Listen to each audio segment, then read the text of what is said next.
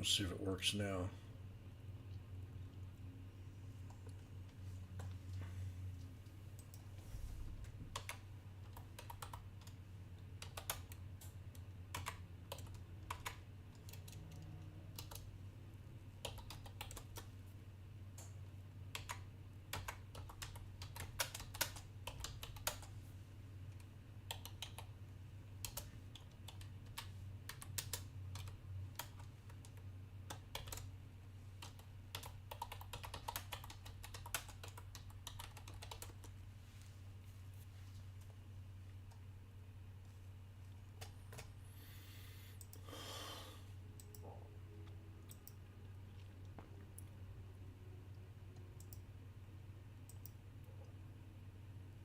And I can't pull up YouTube at all.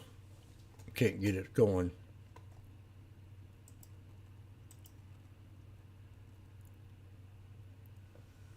I got another dollar dip on the SPY.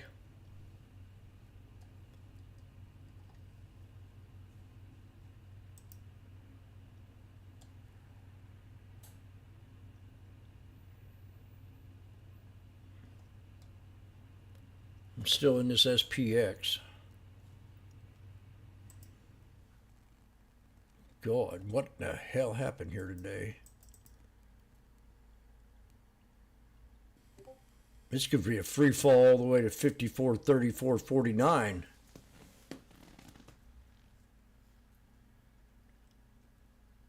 Man, if I'd had input still today,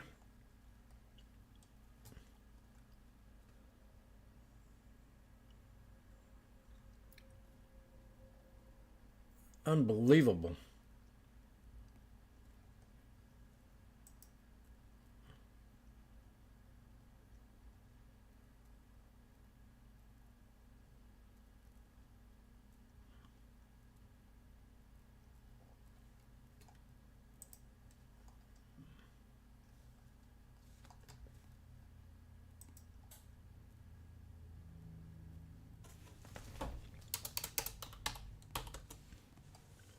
I knew it was going to happen. I said it was going to happen.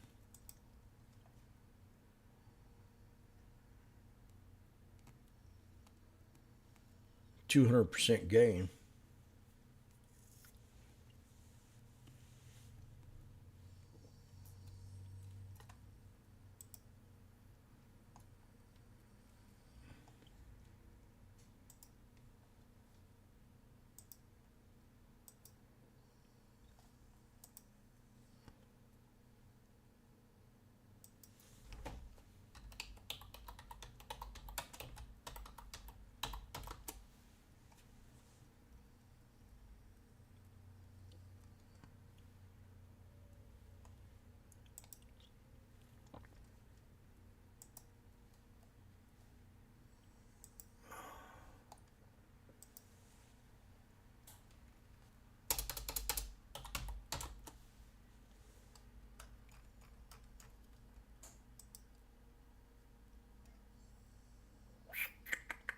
I'm a little too far out of the money to add on, but I ain't going to do it. I'll wait. I'll be right back.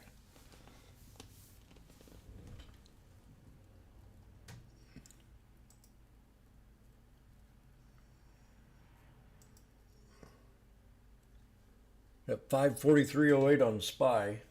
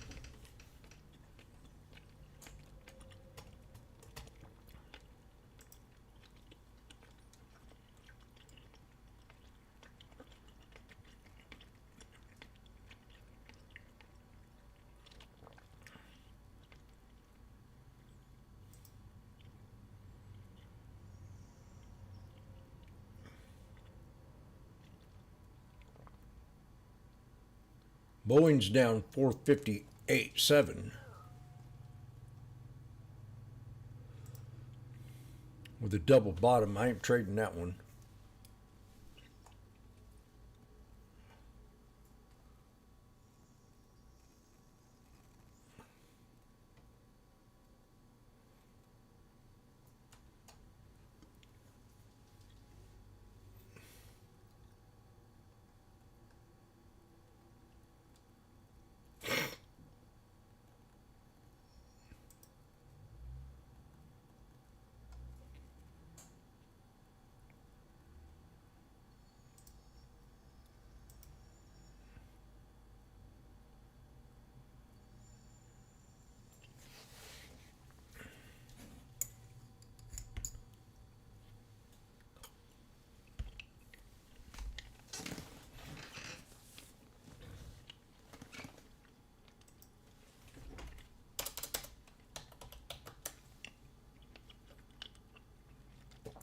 Banks are not happy.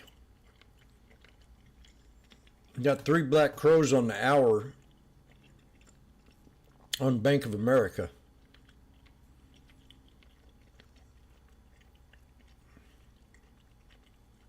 What about UAL?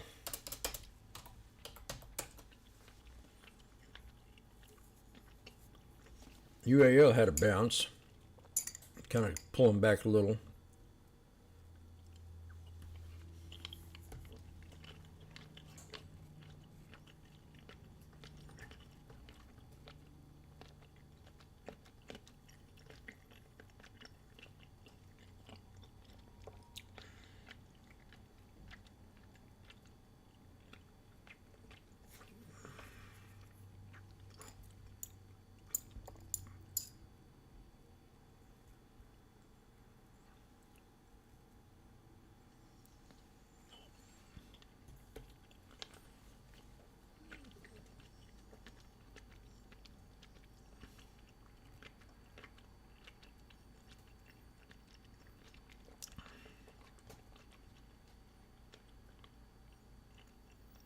I'm about ready to be done with my eating.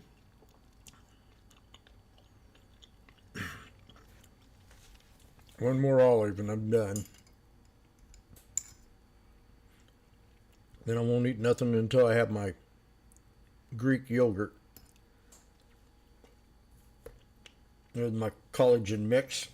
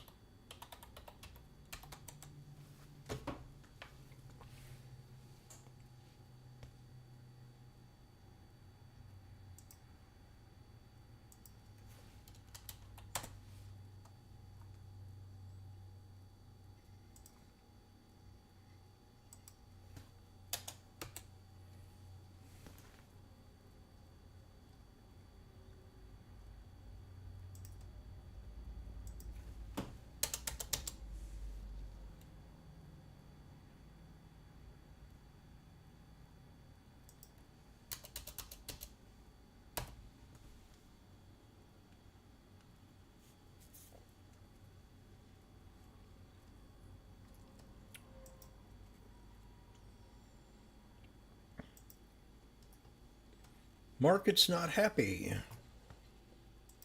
Kind of threw me off a little bit. I figured we'd have a flat day today, but not a huge red day like this.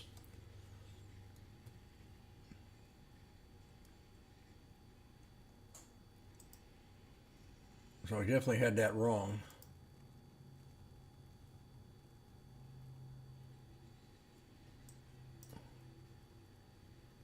I'm gonna clean this up. First, I'm gonna do this. So I got 2 calls here.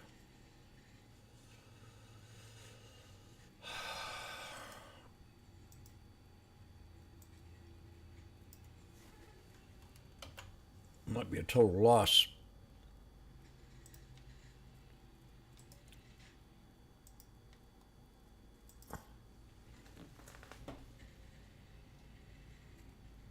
We double bottomed from yesterday's low, so let's see if we can have enough patience to wait for that.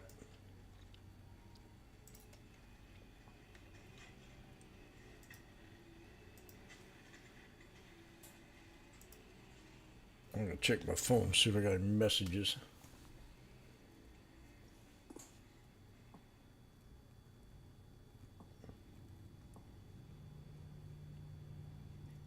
Yeah, I got one from a cannabis store.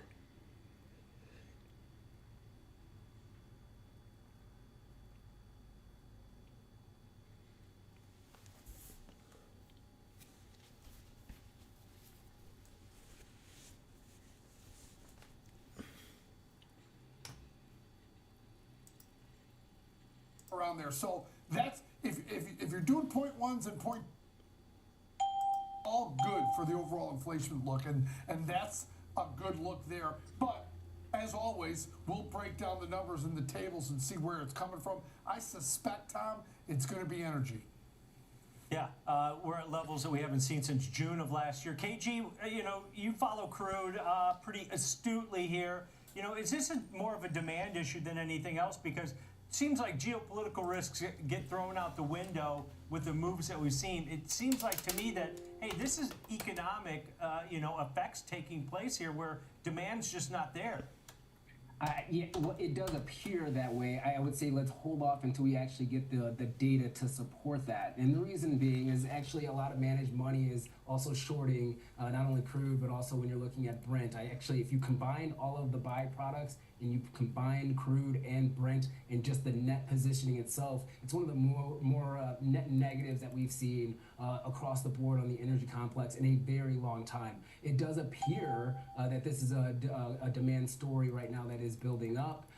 But once again, we've had OXY, Piper Sandler downgrades OXY to 57 from 63. December of last year, it was the same type of scenario. We did have OPEC actually update their demand projections. I would say they still came in a little bit light than what the street wanted to see. And we just had the EIA report that came out. I'm not sure where we're at there. I do have to say, though, guys, I'm very concerned about the crude move right now. If we continue this trajectory to the downside, I mean, you're only talking about a couple more points until we start getting into the trough. We're at the 200, buddy. Don't get too worried. X that negative, scenario that we had on the oxy in nature. Also, when you're looking at gasoline, now gasoline futures have dropped dramatically, sitting at around $1.90, and you are seeing a little bit of an impact when it comes to the retail side, but it hasn't been as aggressive as what we have seen priced in on the futures market. So, unless you start seeing these crack spreads, these 3-2-1 crack spreads actually rebounding here, energy companies are really overvalued from a margin standpoint. I mean, we've seen them pretty much collapse. The margins collapse by 50% in a matter of 6 weeks. That's something that you usually don't see in a economy or global economy that's still doing healthy. The whispers are, Tom, that China's demand isn't coming back as strong because of EV, because they're transition, and it may not ever come back. Yeah, it's a concern at this point. It might help inflationary pressures, but at the same time, if it's a demand issue, that's a bigger thing to deal with as far as the economy. All right, guys, let's take a quick break. When we come back, we're going to take a look at Apple. The iPhone maker stock is moving lower after its glow time event yesterday and another fine out of the EU and Ireland due to taxes. We're talking that when we come back here on Fast Market.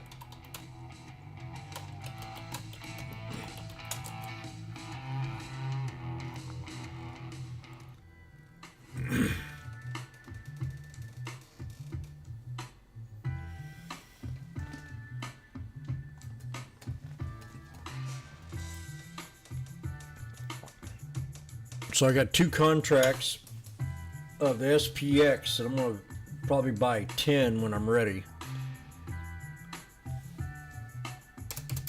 Or I'll buy another, do what I did yesterday. I got 54.3603 from yesterday's low.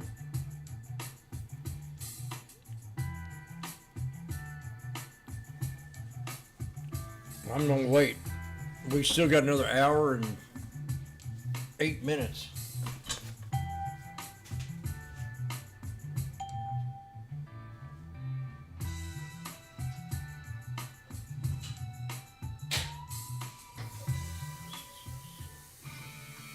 Every morning, every trade, always live. Expert earnings analysis, in-depth technical insights on every changing trend in markets. Available anytime, anywhere, on any device for free. Welcome to Morning Trade Live on the Schwab Network. I'm Oliver. Always clean, this Jim. May I help you?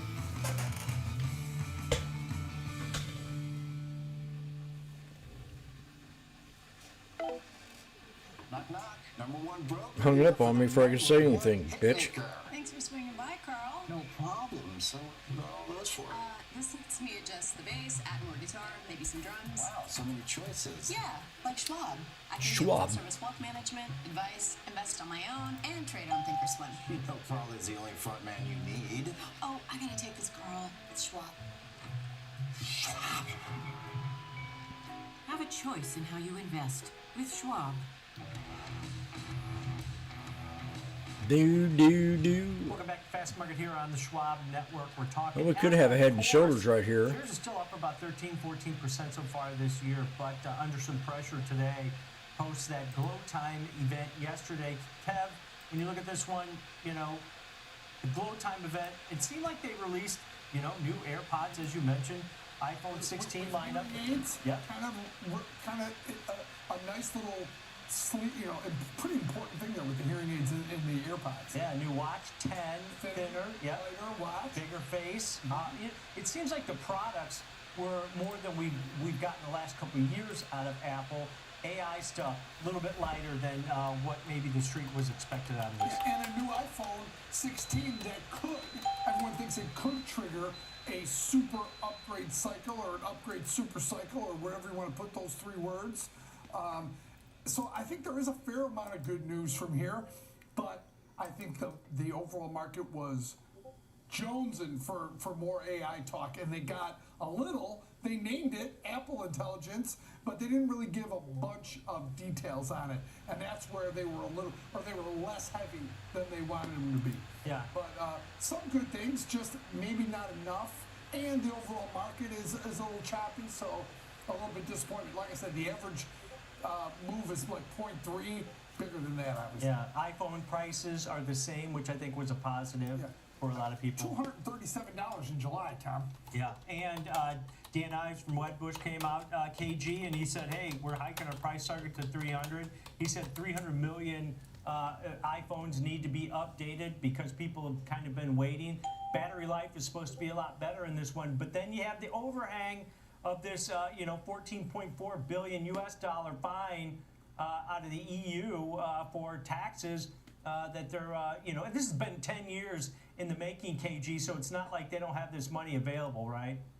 Yeah, I wouldn't be too concerned about this scenario as far as the loss. Now, kind of moving forward, what is the trajectory when it comes to their ability to pre-plan taxes because of this particular incident? I think that's going to be something that we're going to have to get on the conference call here. Now, I would say for Dan Ives, I haven't heard a Dan Ives from his mouth about this stock for a very long time here. So he does have a longer-term vision, and he does believe that the super cycle scenario is going to take place.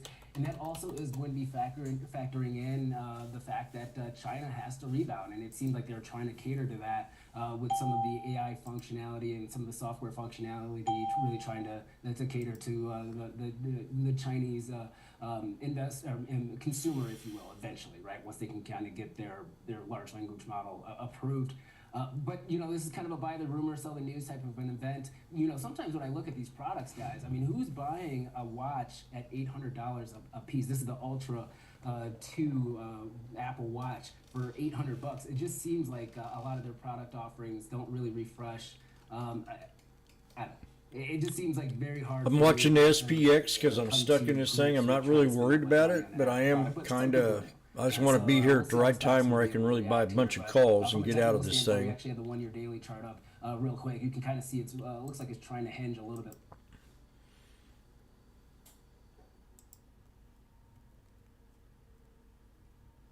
We're starting to squeeze a little bit, but I'm not for sure yet. Probably might have to wait another hour before I take this trade. And we do got a double bottom here, so if we can't come back down for the third time, we got a snake breakout, pull back higher low, so I think it'd start to break out now. But there's a lot of bearishness in this market. I wouldn't be taking too much risk, if any at all. Let this kind of hold back.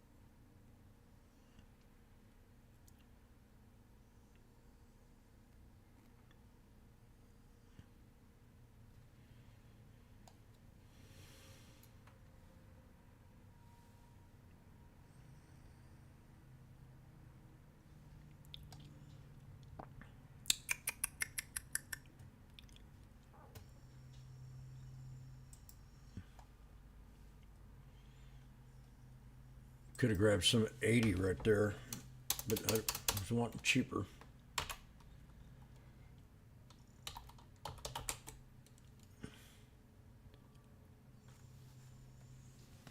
Magnificent. We did hit a support level on your Tesla here, but I'm not trusting it. I'm not trusting anything right yet.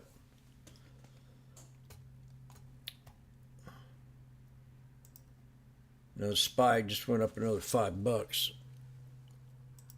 The SPX. We got snake breakout, pullback, higher low, boom to the 63. If I wanted to scalp this one, but I'm gonna wait. I'm gonna go get my coffee mixed, and I'm gonna have a half a cup. And everything's I'm doing less of instead of more.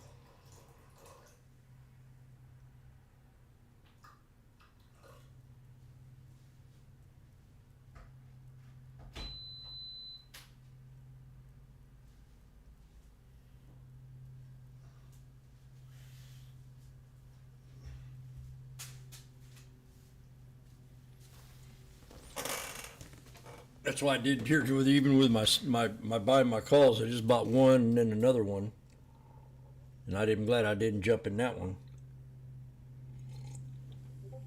If I get down here to where I want, do a 1, 2, 3, I might load up and scalp it.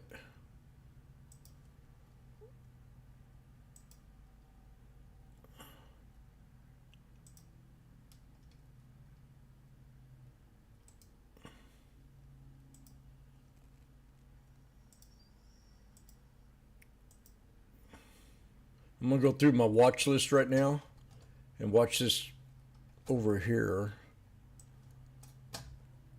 Just be patient with it. Because this market seems very, very, very bearish right now. Can't pinpoint what. I think it's oil. The recession. China. I mean, they're putting it on China, and I don't know why you want to put it on China. I don't trade China. But they're talking about oil, their production use of oil. All of a sudden, it's about oil. The market, I've always believed, used to have different principles. It was the airlines. First, it was, when I first started, it was auto. And then it was appliances. If people weren't buying appliances, we were in a recession. Then it was travel, airlines. Bowling was like the kingpin, the leader of the pack. And now we're in a gig economy.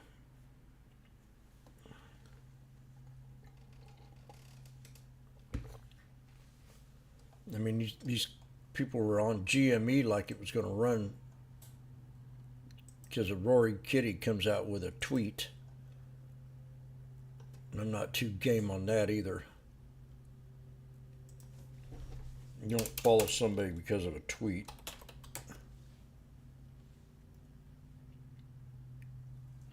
So there's probably people stuck in this one. He probably took a bunch of profit. He's got a lot of shares of it. I mean, it goes up 10 cents. He made $2 million.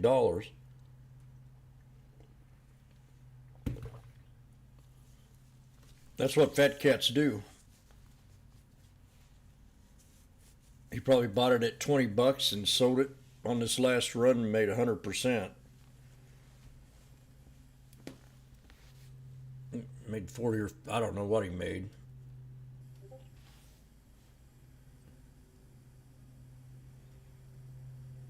But I called it out down here. I'm just very, very, you know, when I get nervous, you should be very nervous.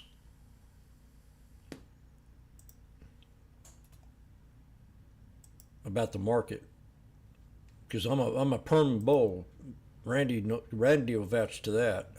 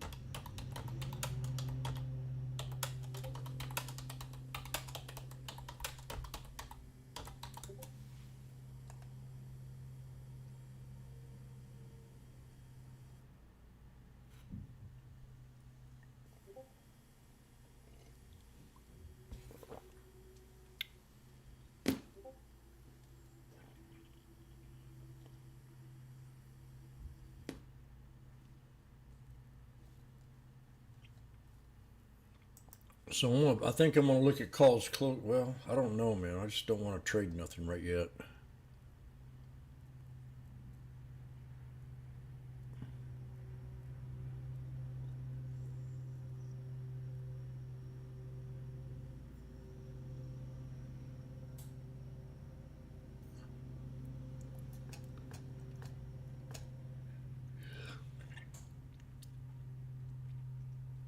So I got to do something here.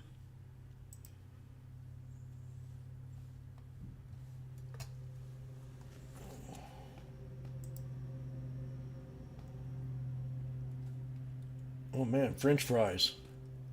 You know how long it's been since I had a French fry?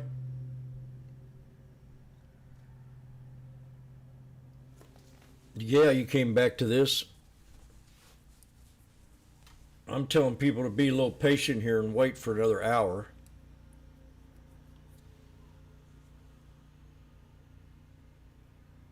Though we do have a breakout here. Snake breakout pullback, or snake breakout pullback higher low. I was looking to see if we could touch this one more time. Better go in there and have an aspirin.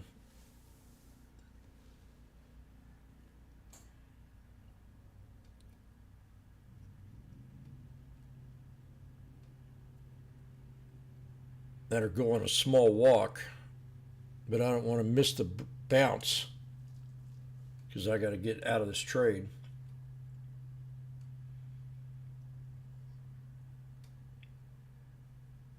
I mean, I'm still green, but I'm down. Big portion of what I just got in. 400 bucks.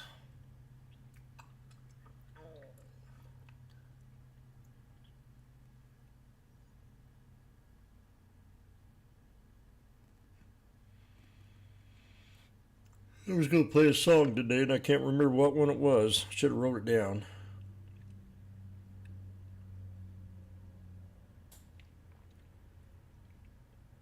I got one that would cheer me up.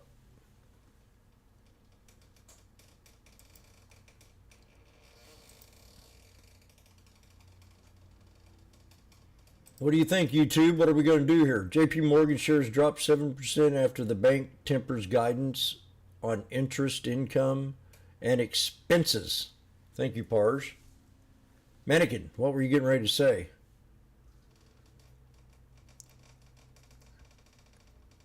We have a bond auction at 1 p.m. Oh, that's good information, Julian. That's good information to know.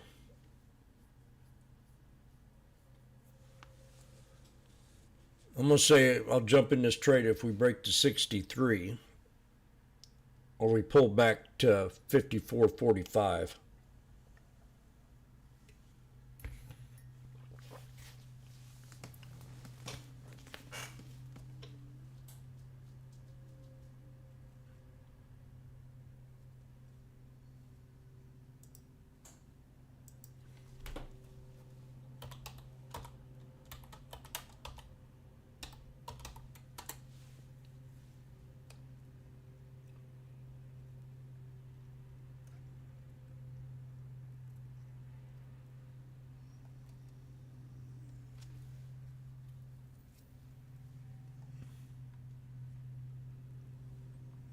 So I'm going to play a song right now and turn this market around.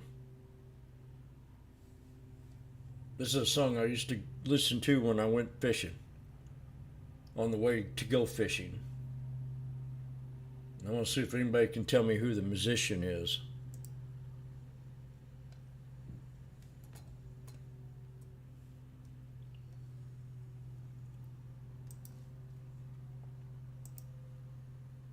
Car wash on the corner and the hole in the street. The way my ankles hurt with shoes on my feet.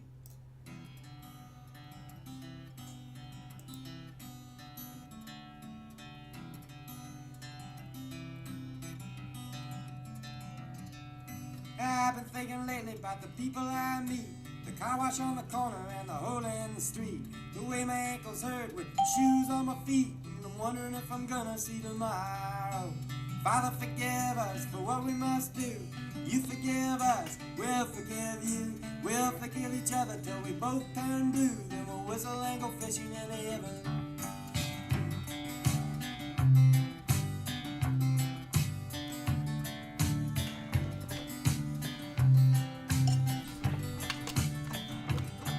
I was in the army, but I never dug a trench. Used to bust my knuckles on a monkey ranch. I go to town and drink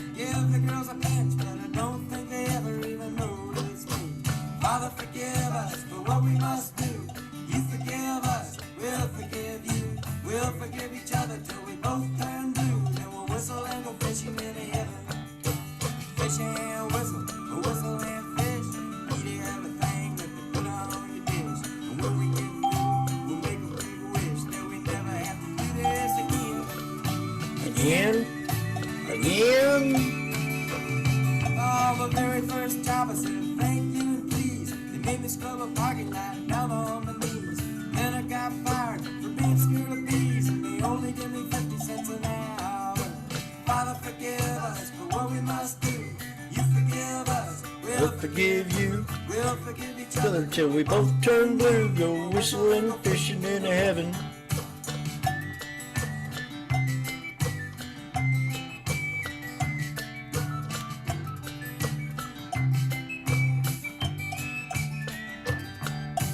Fish and a whistle and fish. Eat everything that they Put on the dish. And when we get through, we'll make a Big wish. Never to do this again. Again. Again. Father, forgive us for what we must do. You forgive us, We'll forgive you. we'll forgive each other till we both turn blue. Then we'll whistle and go fishing in heaven. We'll whistle and go fishing in heaven. We'll whistle and go fishing in heaven.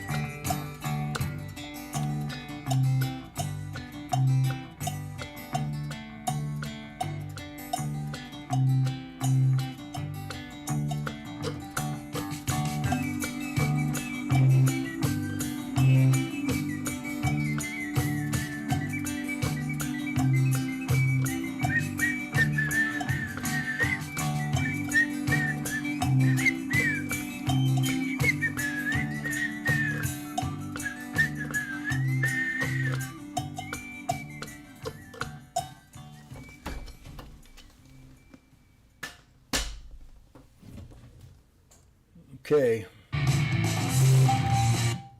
Boom. Anybody tell me who that is?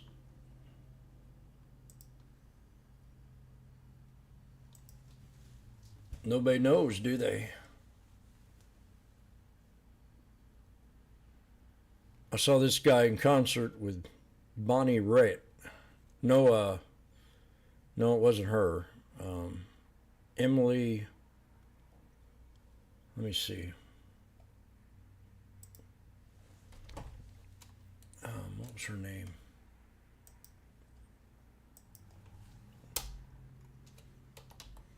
He died of COVID.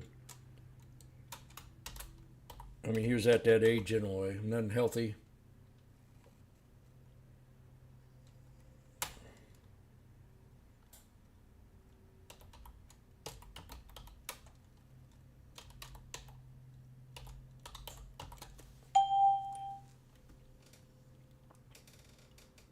Oh yeah, Iris Dement. That's who I saw. There we go. Here we go. That's it.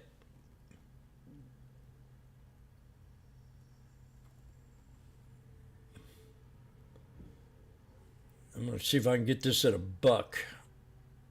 I'm going to have a real tight stop loss. I'm looking. Oh, I wanted to go to a different one. Yeah, I'll do that one.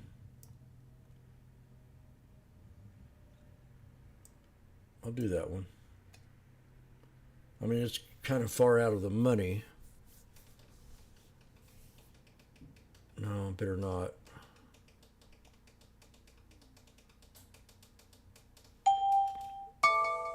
I'll do the 5480s. But I got to add to these too. Make a business decision, Jim. I'm just leery to trade this thing right now for some reason.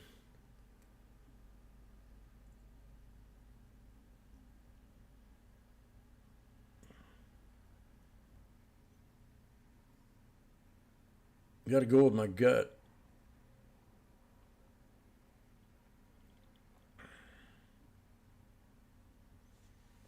Sometimes it's best to just sit on your hands. and wait for the right time. See, we knifed right there. I almost jumped in them at 105. I said, no, I got to think twice about this.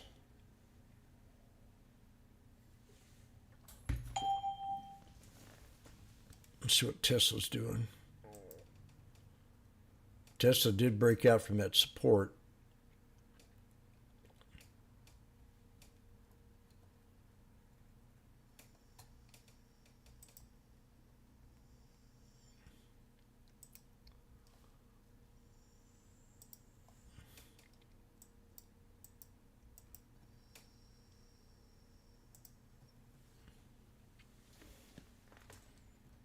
Walk away.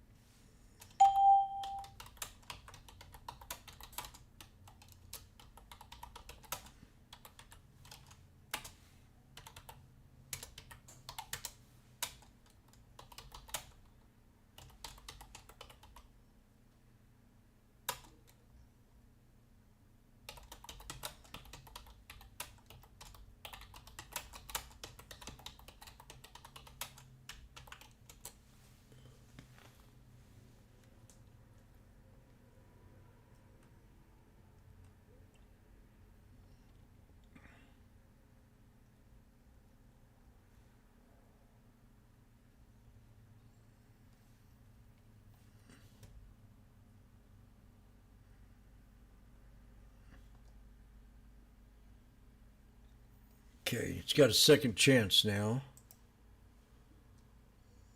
So if we're going to break, it's going to be now.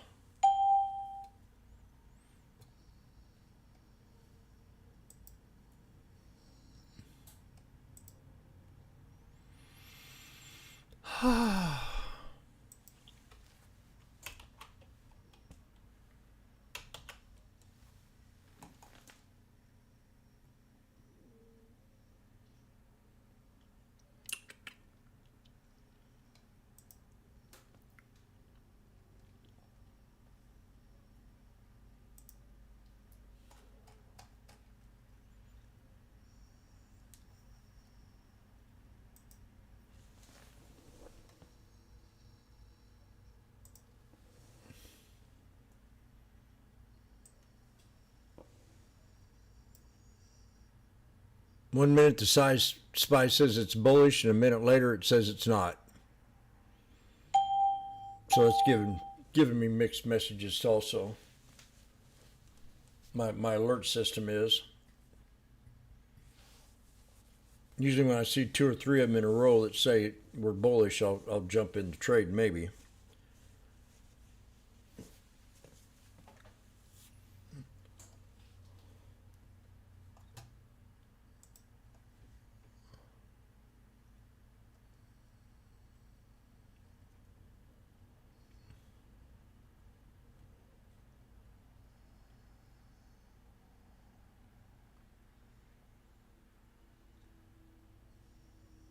John Prime hung around a lot of cool chicks.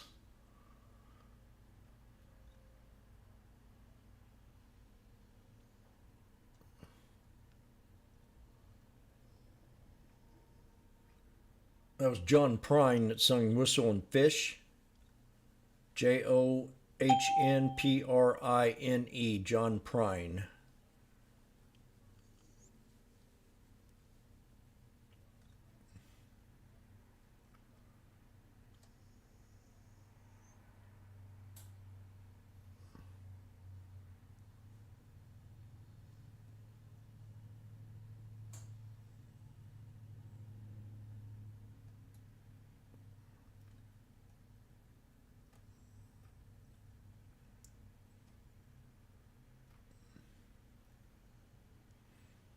I was watching concert with Bonnie Raitt, and booby popped out up on stage. I asked my girlfriend, "Did you see that?"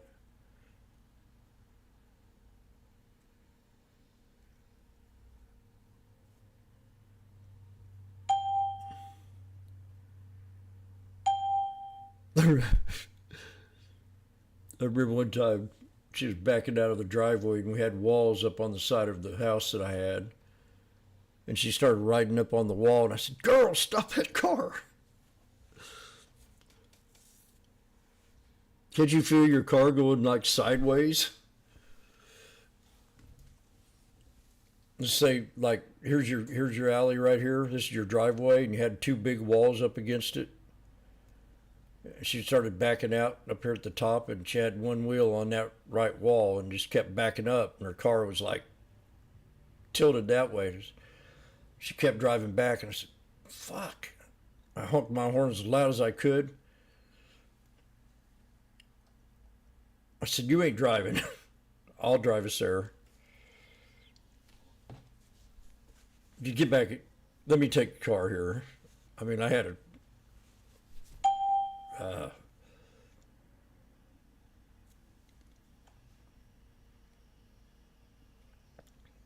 that could have been a bad situation. I caught it just in time because it was another foot.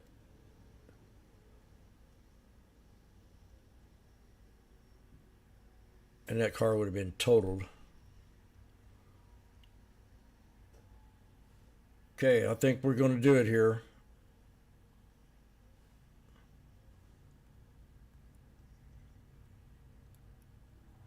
Still not really no big action going on, so I don't quite trust the tape on this thing yet. Let's look at the SPY. That'll give me more of a picture.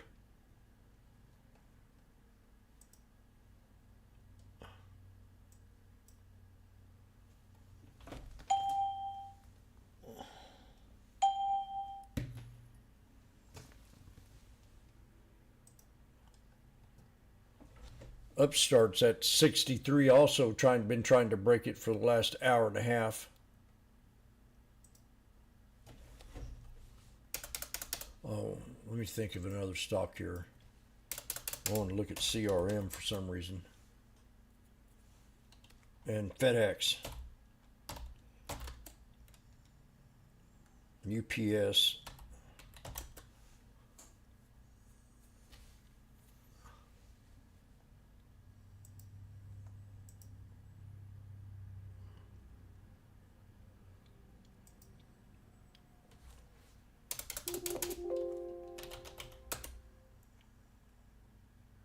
Baba popped up this morning, but all that bad news, China, I don't know why. Nile had a good run. Citibank, ugh.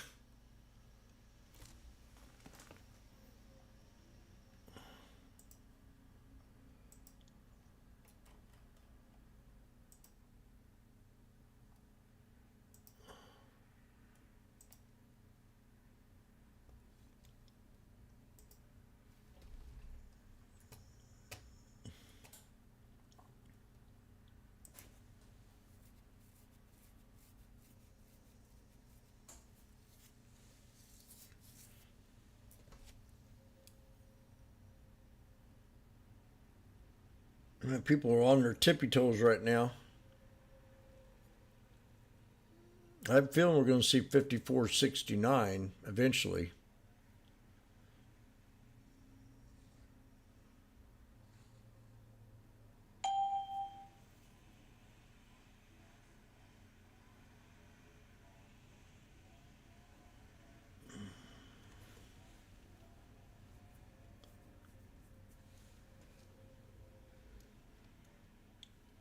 Debate deadline, donate now.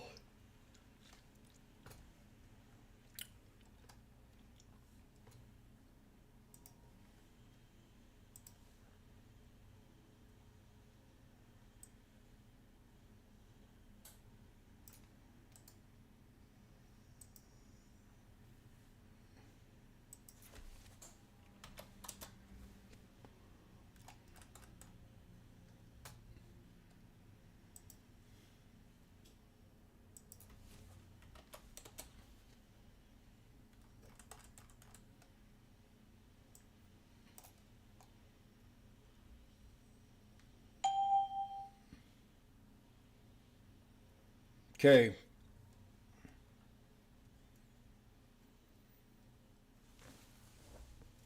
See if I can get this at 110. I mean, $1.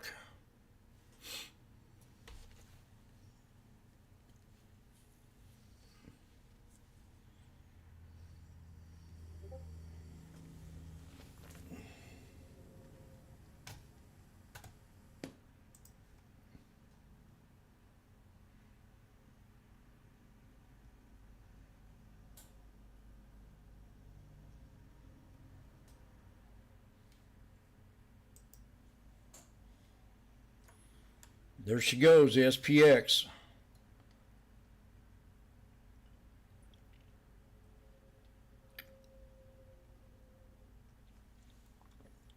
Scalping material.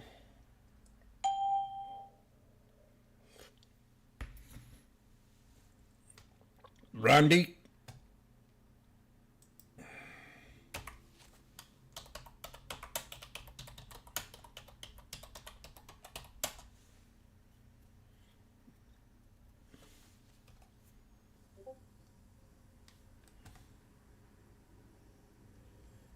Magnificent, got a friend that needs your help.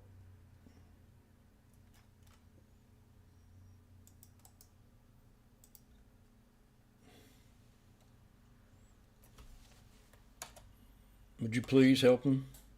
Help her?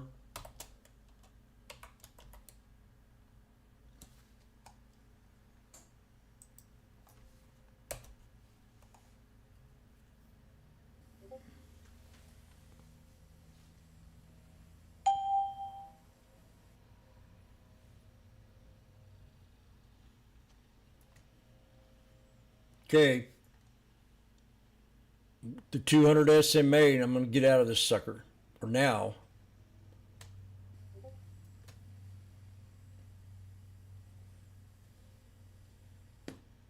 You sure about that? She needs your help. She's the smartest chick I know.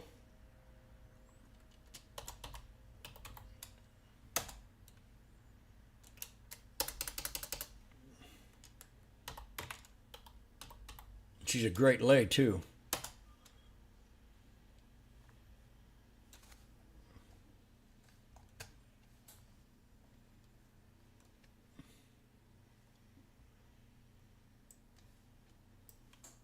In case y'all are wondering who that is, Kamala, donate deadline, donate now.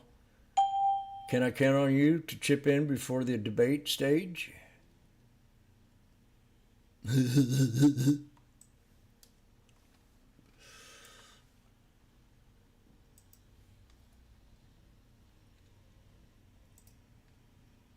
Senior moment. I know who would pay her, give her a donation in the YouTube channel.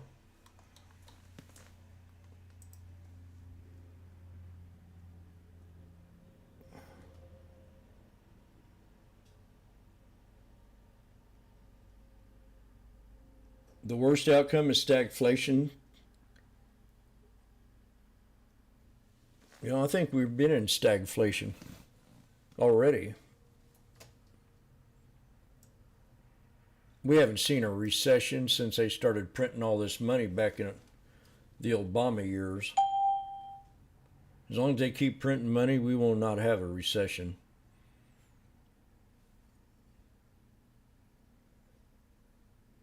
Yeah, senior moments, would you donate to a friend of mine?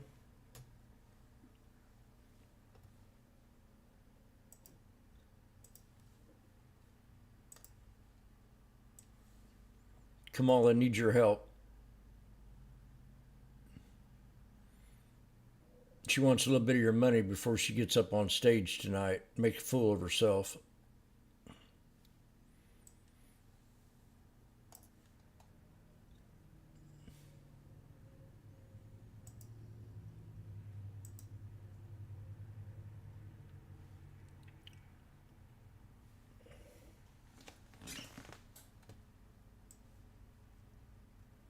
Come on.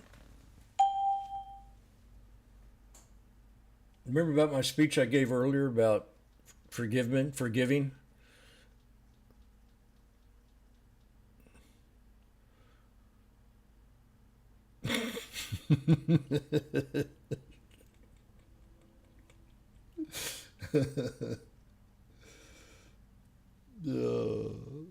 I'm so funny.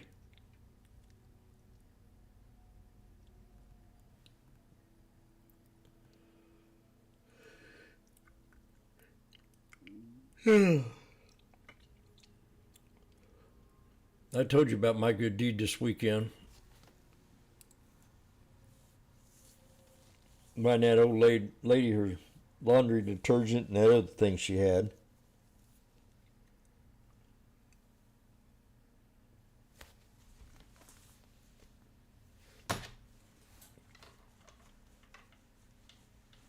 It paid off. I mean, look at how much money I've made so far this week. And how much I could have made, which is probably about 5x. Good 3x. I'd say 5x.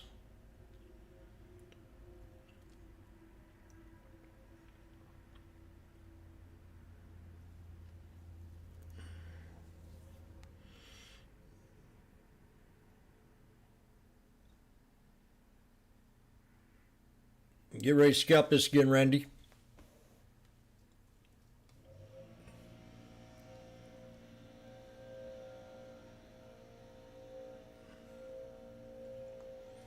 So let's do this again. I made my money back on that trade, plus some, but let's see what we can do here. The 54.90s.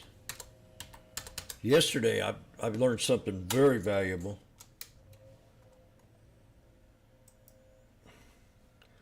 This is for the 10th.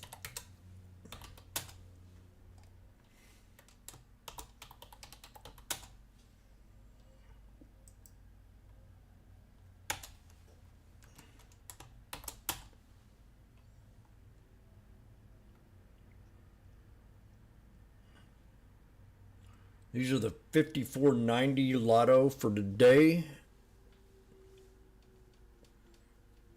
at $1. Actually, I think it can go a little bit less, but I'm going to go, I went in $1.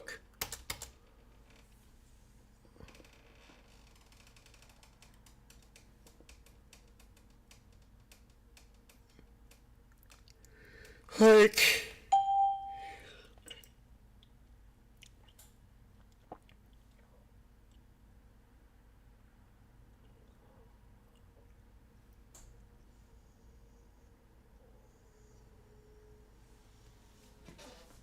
we could come down and do another 1, 2, 3.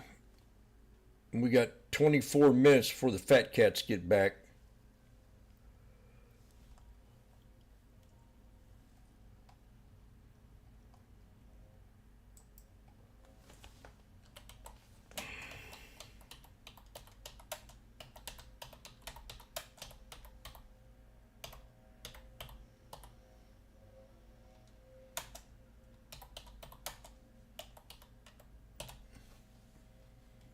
Father, forgive us for what I must do.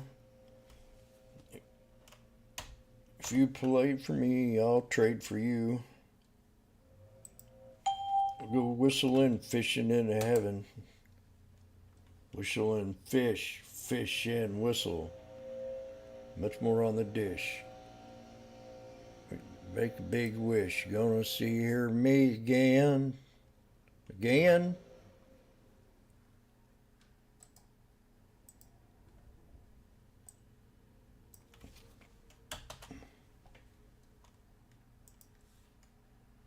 Who is that oddball on that other side of the picture there? Randy, I'm up $300. I already told you when.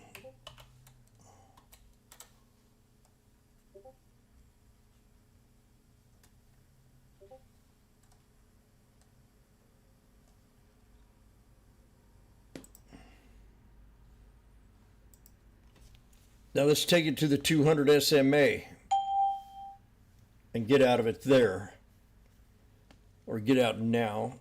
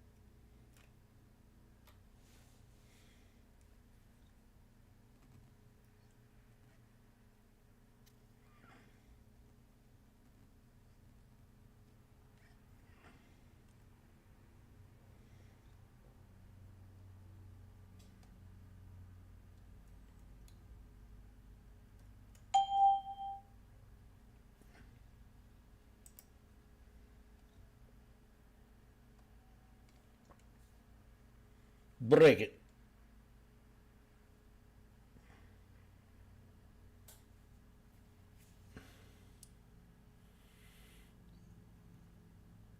Do you see where we got to get to first?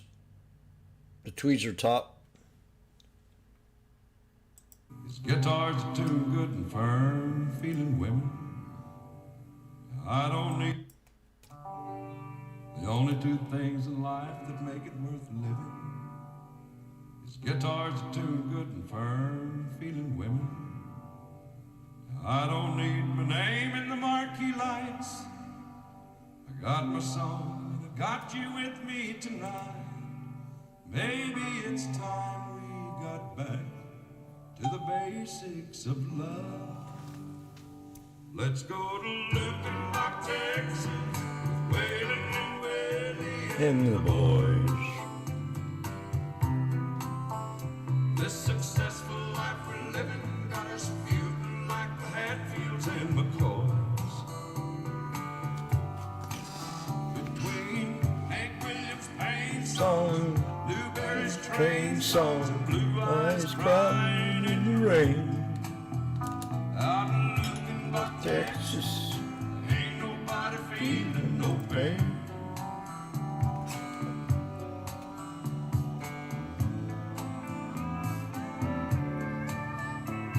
So baby, let's sell your diamond ring and buy some boots and faded jeans and go away.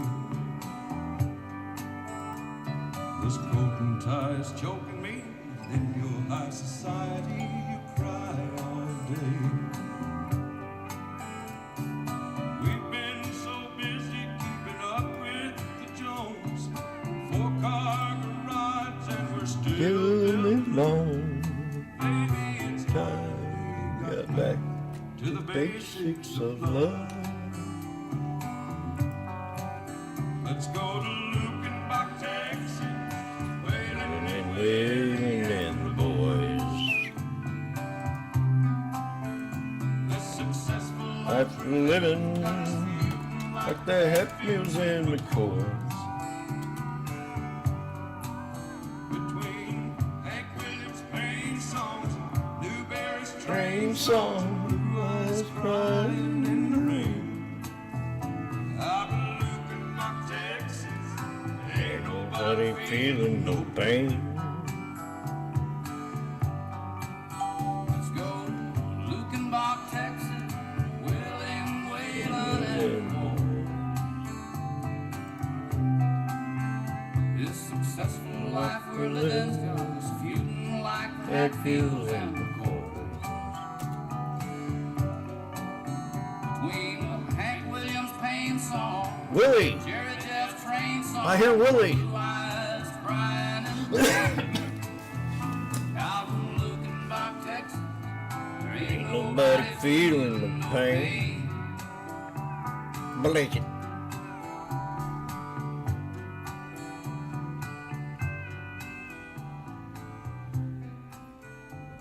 I could be successfully out of this trade with $450, but I want more. I want to hit that. Okay, here's your double top. So I want you to understand where places are exit ideas. You've heard me talk about the double top before. So you got a double top right there. I hear a weed eater outside. Would you shut that thing off right now? So as you get close to a double top, that would be an exit, and you're seeing you coming up close to the 200. You got to ask yourself, is this resistance here? Should I go ahead and take profit? You know what I would do? I always say at a double top. What is a double top?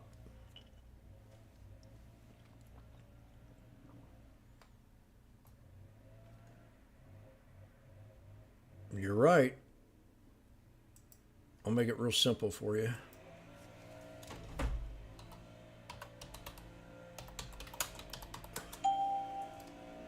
A double top is an extremely bearish technical reversal pattern that forms after a stock makes 2 consecutive peaks.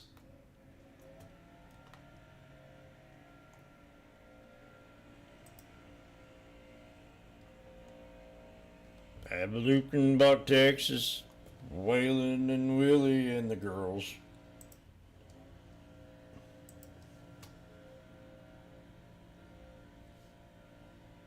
I don't know why that thing keeps going. I gotta get it off that.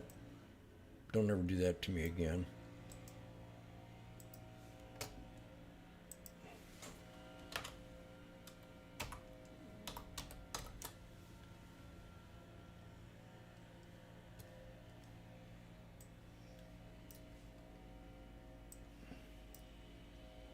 There it is.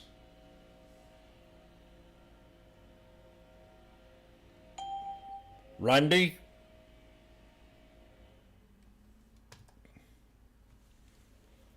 $160, baby.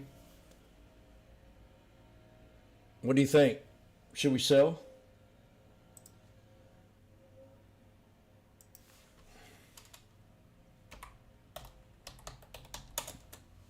$195.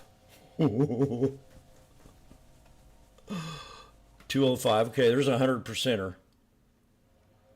That's $1,000. I love you. I just wish I can convince one person to trade it with me. But I can't. Should make at least 1,000 a day.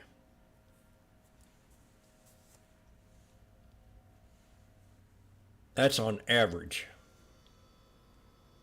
That's below average. 240.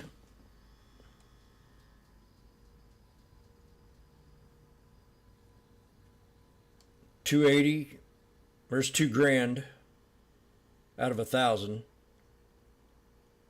Now I got to take profit. I can't be up this much and not take profit.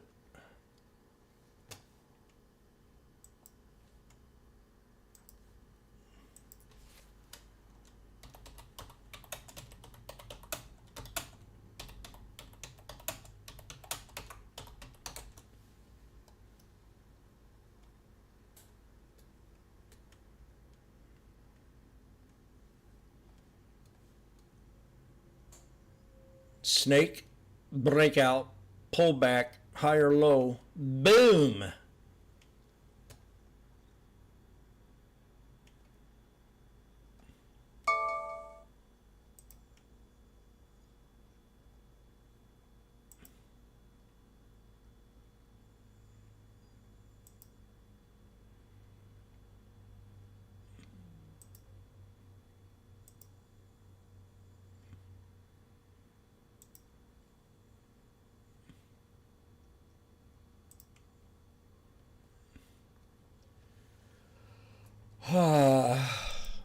That's so nice.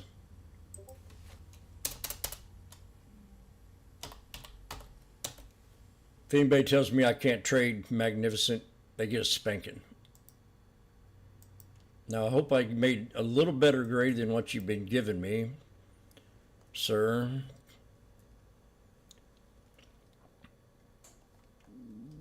I deserve better. And I deserve it now. Not tomorrow. Not the next day. But now.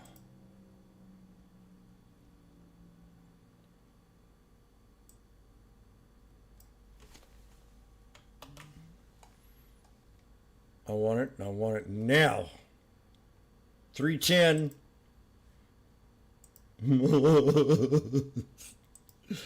I love you.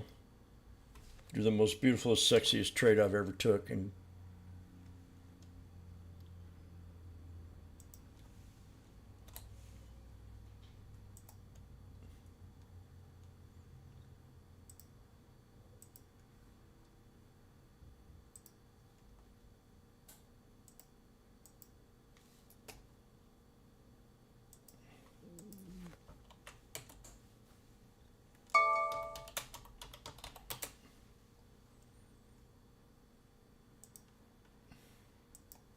I get this time I get an A plus. I'm talking about a total of average, not just this time. I want now.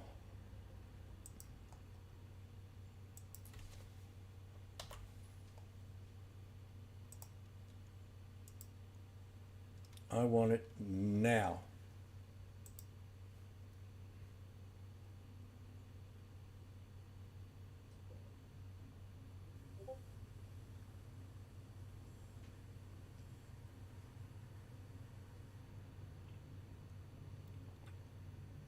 I'll buy your wife a diamond ring if I get it now.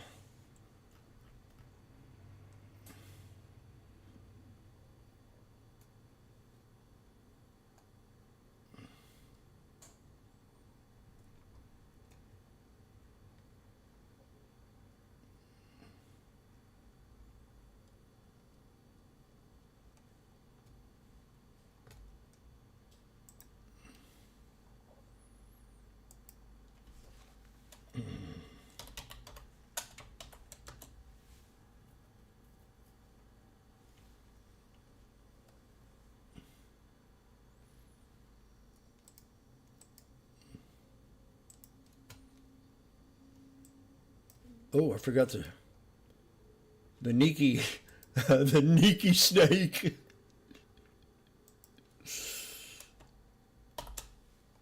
That was the sneaky snake.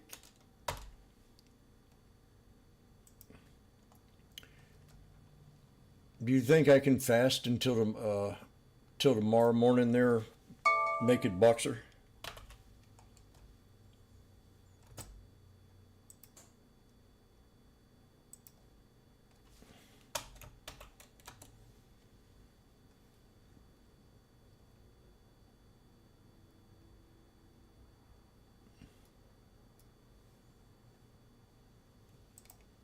Ooh.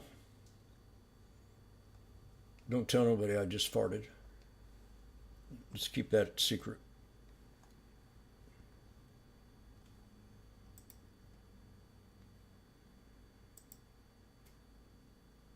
I didn't even have enough time to go up to the bathroom.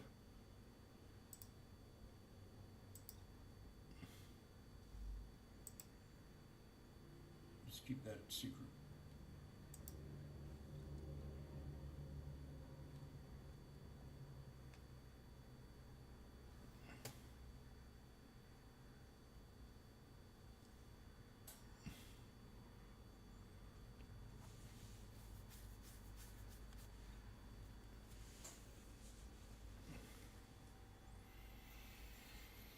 Oh.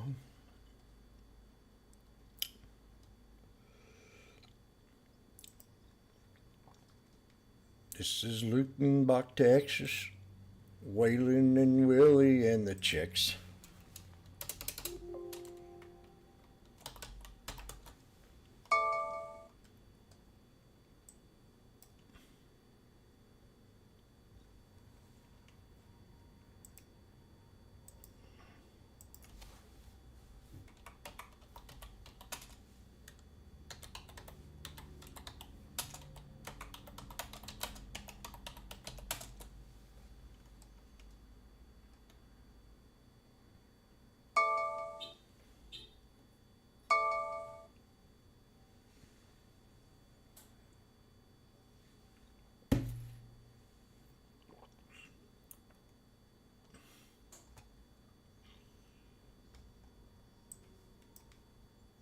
That makes me feel good inside.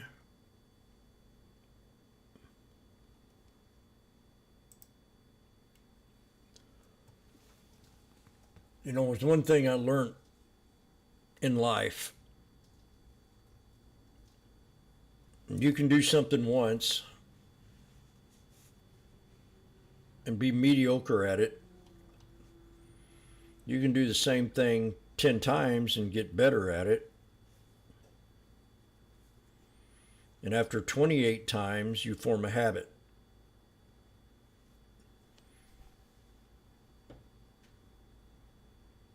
So I've traded the SPY for 3 years, almost more than 1,000.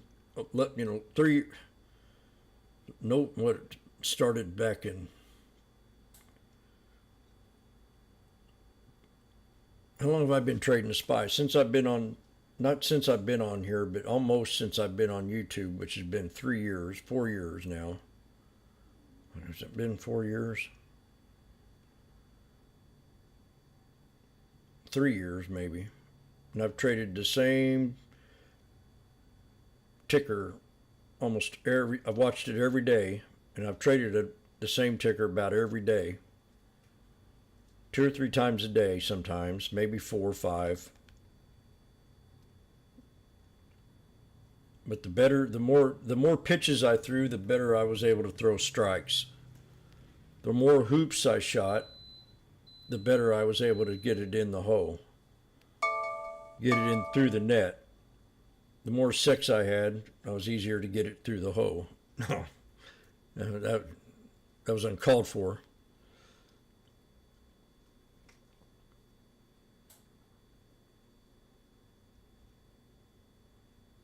But the more you do of something, the better, and you put your mind to it, the better you get. But then you once become complacent. In trading, you can't become complacent. You got to always remind yourself not to become complacent. But I've traded the SPY and SPX almost every single day like I did Tesla. I couldn't lose on Tesla.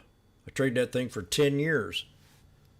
And I had to walk away from it finally because I had 3 bad trades, and I said I would give this one a break because I'm not hitting it like I should. There's only a few stocks that I've ever done that with. Be consistent. So my watch list is consistent of stocks that I trade, all of them. Seems like always the ones on top are always the volume leaders. And that's why I look at it every single day. I look at them volume leaders. And if I traded any of these stocks, like I do the SPY or the SPX, I would probably be successful at it if I scalped it. But I find it much easier to trade the SPX and the SPY because news always gets in the way. Every time I get into a trade on a stock, like Apple, I was up, yes, I should have sold Apple yesterday. I watched it all day long. And I wanted to swing Apple. And look where it ended up this morning. Down here to double bottom.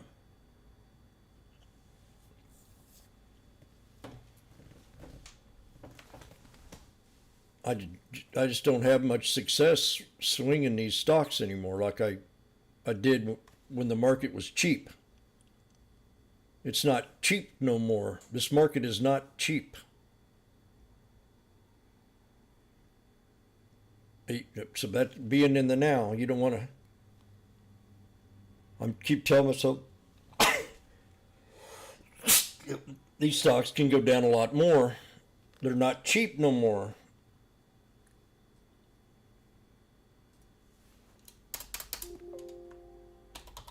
I don't believe in this run. I have no faith in this run at all. None. In my opinion. You know, like that guy said earlier in the morning, it's just my opinion. You might have a different opinion.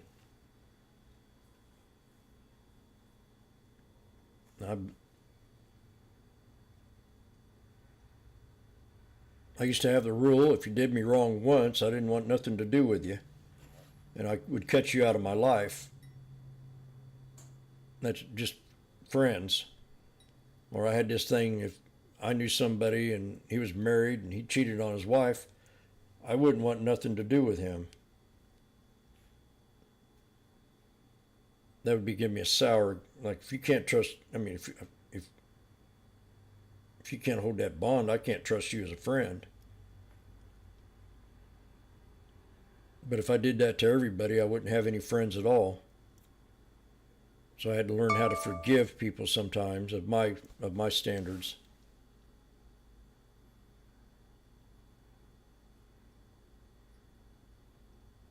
And the same thing with stocks. I was trying to get the point across about that. You know, like Tesla, I traded every single day. I run it from 186 all the way up to $2,200 when everybody around me was saying, "Are you crazy?" Because everybody had a vendetta against EV cars. I ain't gonna drive an EV car. I'm gas guzzling 454 and 409s. But I sat there and I like gas cars too, but I had to trade Tesla because it was an innovation. It was something new. Same as the AI with Musk. He don't get no credit for this AI. And he was the first one to call it out.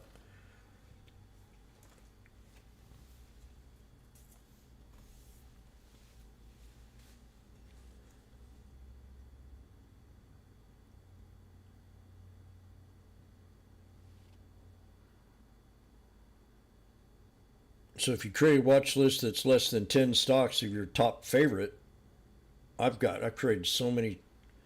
There for 15 years, I would create a watch list every single day.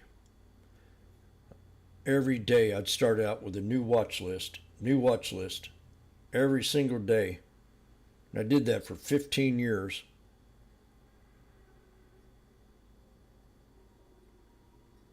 Now I just use the same old watch list over and over and over and over again because I know I've had success in all these stocks.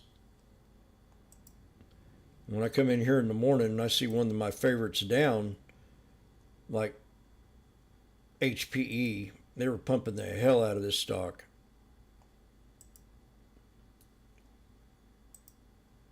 Calling it out big time, and I was saying, "Are you serious?" Now look where it's at.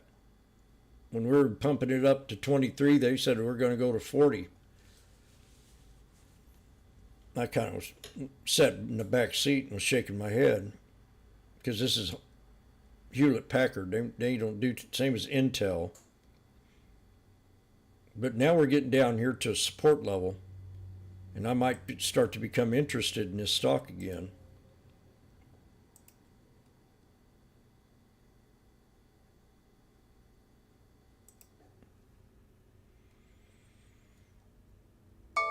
JP Morgan, I traded forever. Look at this sell-off today. If I was swinging that stock, I'd and took a vacation and came back and said, "Oh my God."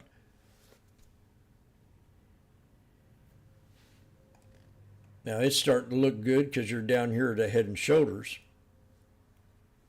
at a pivot point on this here 90-day chart. They were talking about TSM today. Now, I've been leery to trade this stock because of China. They were pumping the shit out of this one too.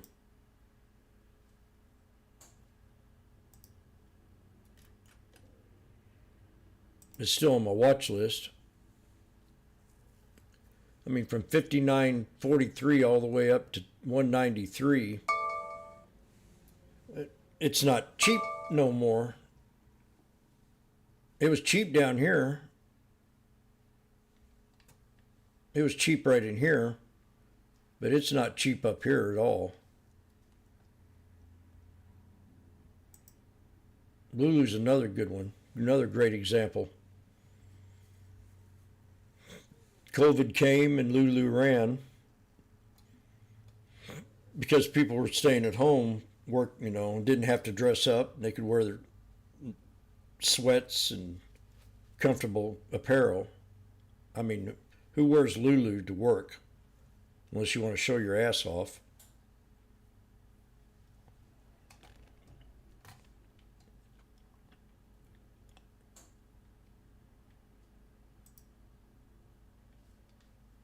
Shop 176, 123, and then it bounced up to $1. So that's up 300, almost 400% in just a year and a half. At 400%, still too expensive. Now Disney's a different store. Disney,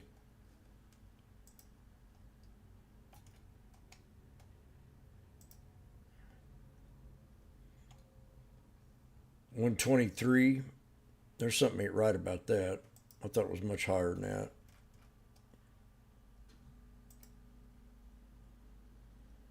Yeah, $185. They pumped the shit out of this one too.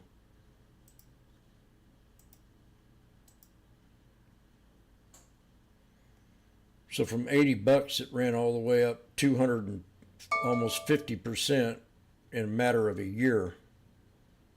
The stocks don't run up that's too much. See, now you're down here where it's cheap again, but the news is bad about it, and I can't see why you'd want to become woke and you're dealing with children.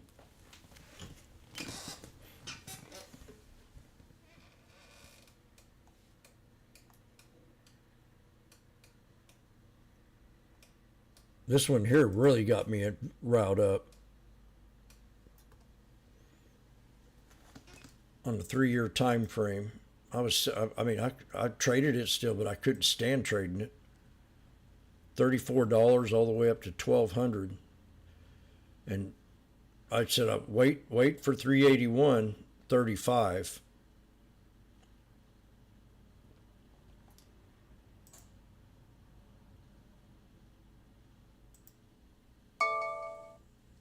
$381, $382.80 is what we hit. This has been on here forever. So I thought that was a reasonable price to be at an all-time high, but not no $1,200.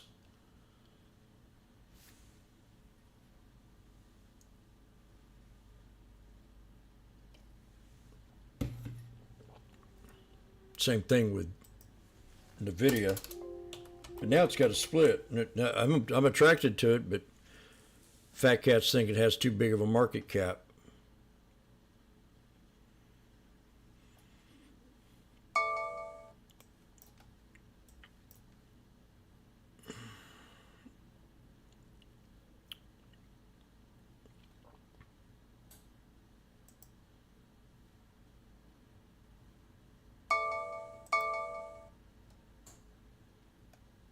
I'm going to set an alert up here above the 63 for this pullback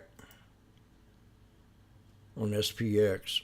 I mean, that was a nice trade. I actually held that thing. I can't believe it. If I do that with every trade, I'd be worth a lot of money. I'd be up there with Zach Morris. Zach Morris is one of the best traders I know. Well, and he don't do shit.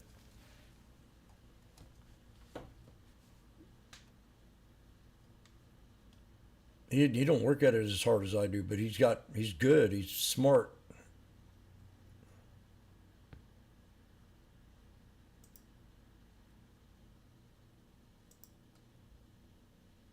There's one thing he said a long time ago that he learns. He's two things he said. That's why I'm keep trying to get myself back in shape. Just make sure you keep yourself in shape and your brightness up. You feel good about yourself. And then another thing he said, that he learns everything from everybody. He takes pieces from other people and remembers it, and only just a little bit, you know. But he takes that from a lot of people.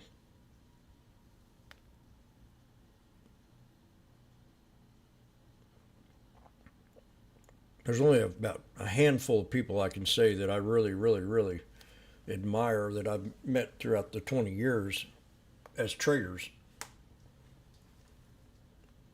Randy, Mike, I dig, can't remember his name right now. Traded with me for 5 years and all of a sudden said I didn't know how to trade. Time. I couldn't believe it. Started making things up. Charts, double bottoms, triple tops. What the? He watched me for 5 years trading, doing it every day. Vegas. The guy from United Traders. He said I switched his life around. He's now a billionaire. Couple billion. But we all learn a little bit from each other, and then it just makes us better.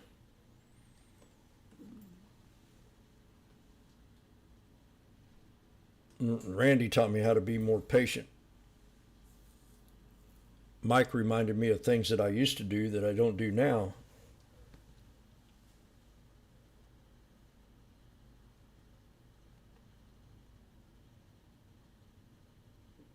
Clay Trader is probably one of my favorite traders. And the only thing I learned from him was what a support and a pivot point and a resistance was.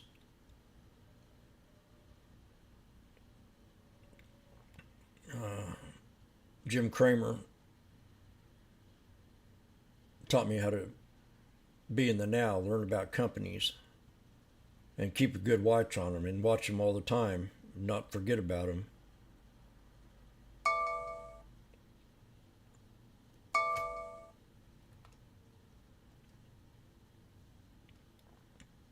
People on YouTube, Parge. Parge is always giving little updates on things you got to keep your eye on because that makes the market move.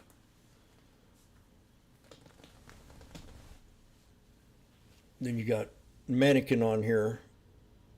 He's been one of my best backers that I've known. Never doubted me.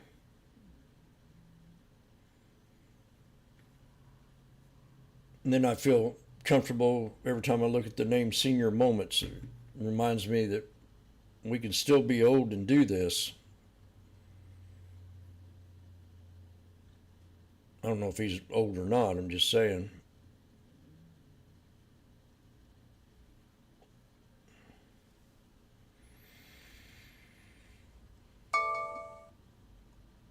You got Magnificent. Constant reminder to do better. Constantly reminding me and giving me good grades.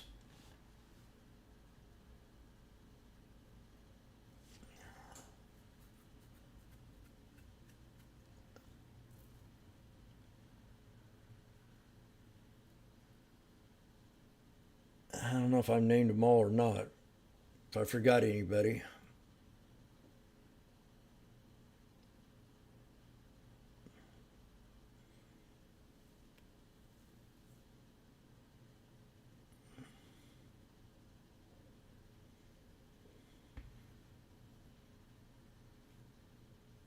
Mannequin telling me that he's learned a lot from me in the shortest period of time than he has anybody that he's ever traded with for the longest period of time.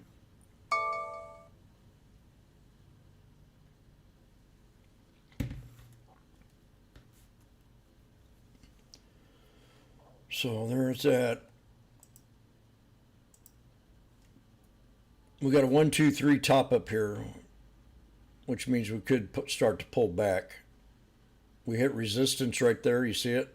1, 2, 3, 4. We might make a little bit more.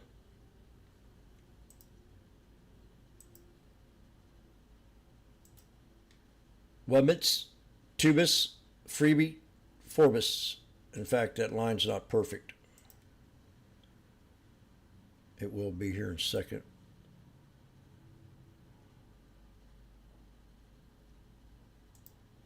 But be consistent. Now, this can pull back to 1, 2, 3.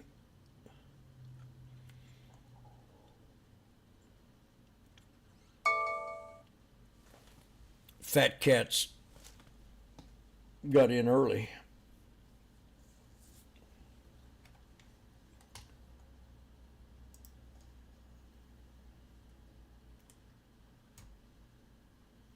B plus. I get an average today of a B plus.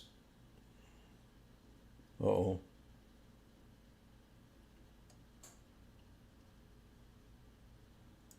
Jimmy didn't say when. I guess got a spanking.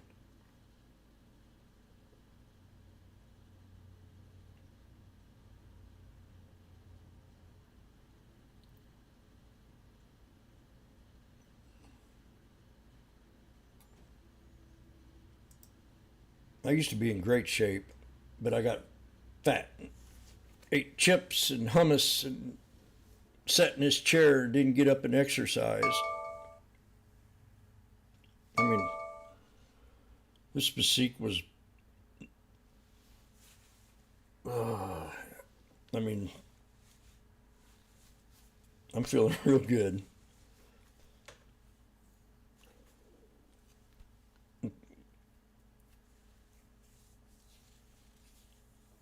When I get done from here, I'm going to go for a walk or go down to I'll go to the post office tonight.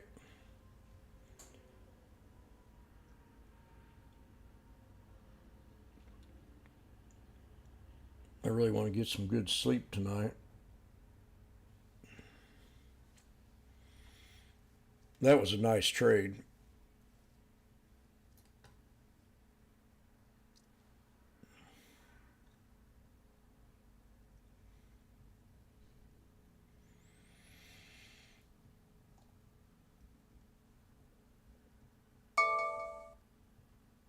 Oh shit, Mannequin said one of his first trades was with Boeing. He made 300% overnight.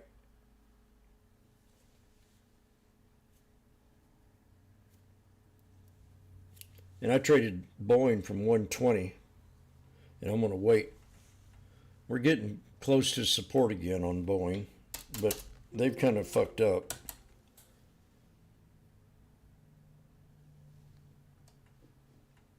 I'm not really interested in this stock anymore.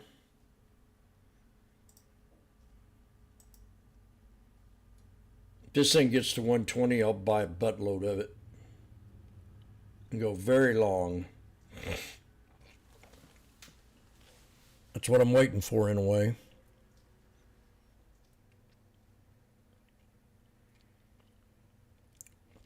Feds plan to lower capital hikes for biggest banks under new rules.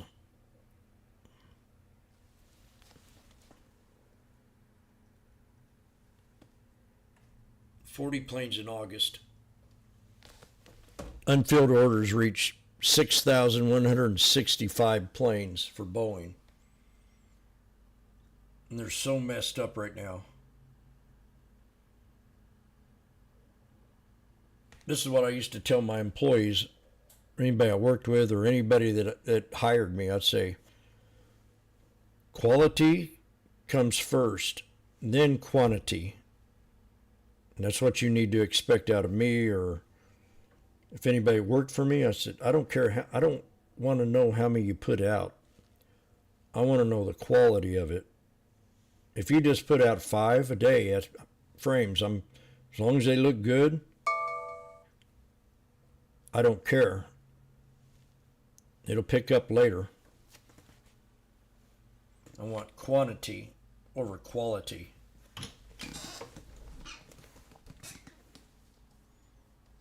Because when it comes to picture framing, it's not like making cheeseburgers.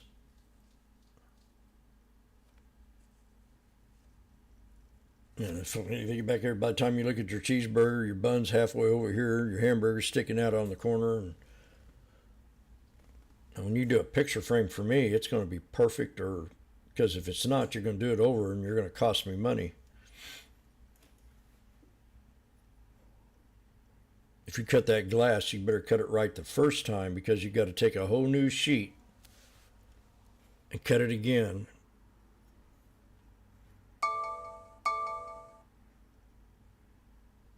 And glass would come in 32 by 40.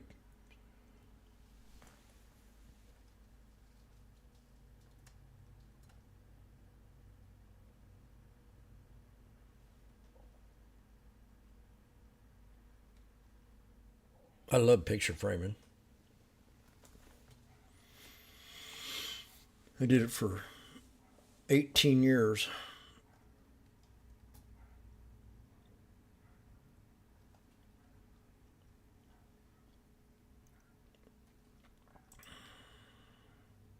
Metrics that they reported or gave guidance to. So we saw JP Morgan down about 7% earlier in the session. It is climbing back right now, up down about maybe 5.5%. So it's trying to claw its way back. But overall, a lot of news coming from the financial space in general, and that's why we're seeing maybe some uneasiness going into the CPI print tomorrow.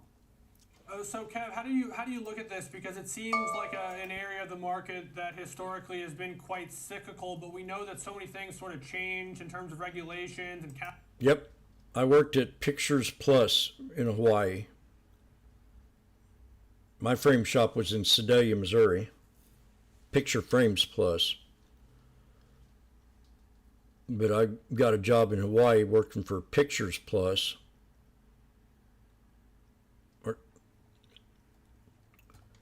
And Pictures Plus has galleries in all the islands. I worked in the warehouse.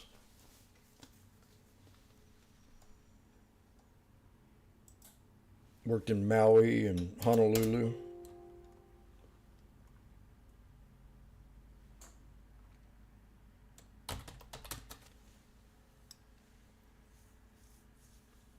That was a job. Being a minority, I learned out what it felt like to be a minority real fast. The only Haole that worked in that plant. You gotta earn your trust from them Hawaiians. They just don't come up to you and give you a big hug. You know, I'm gonna get back to trading, but I got hired on the telephone. I had 2 calls on the telephone. The guy shipped my truck and all my belongings that I wanted to take with me. And he introduced me to the people in the warehouse. He says, "This is Jim. He's going to be your warehouse manager, and he has the right to fire and hire anybody in here." And I went, fuck. I looked at the guy, and everybody looked at me, and I looked at him like, what the heck did you just do to me? You could have told me that I would have said no. But I think they were having issues with people, and they wanted to put people on the right track. So he just flat out said, and I didn't know nobody. That was my first day. And I looked at him, and I said, I took him after he introduced me. I went back there and said, "Man, what are you doing to me?" Telling them people, I want to go in this slowly. I don't want you. 3 months, you could tell them that I can fire people, but the first day, and I've never seen anybody in here before. So that pissed off this Asian guy. He was a Vietnamese, and he hated Americans. He hated us. And I had to work with this guy. Finally, I got fed up with it. About 6 months, I just said, right in front of everybody, I just said, "You just kiss my ass. I'm sick of you." Well, he got all mad and Went running in the office and told the boss. And the boss came out and said, Jim, come in here. We're going to have a meeting. I said, did you tell him to kiss your ass? I said, yeah, I did. I got fed up with him. Well, you want to fire him? I said, no. I said, if you fire him, you got to do his job. I said, no, I don't want to fire him. I just want him to work with me.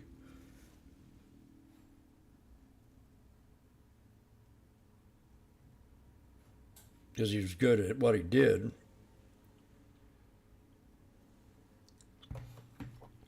Right there, he said, you want to fire him? And I said, no, I don't want to fire him. I think he's a good guy.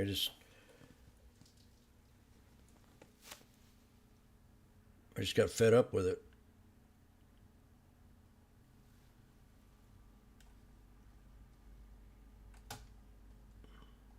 I missed AMD for sure.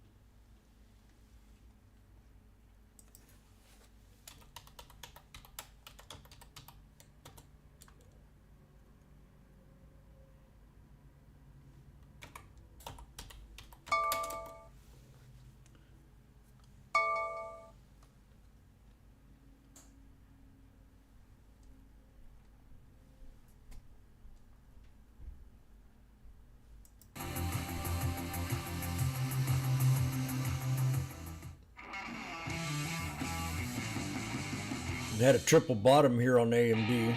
If I was watching that, triple bottom there on AMD.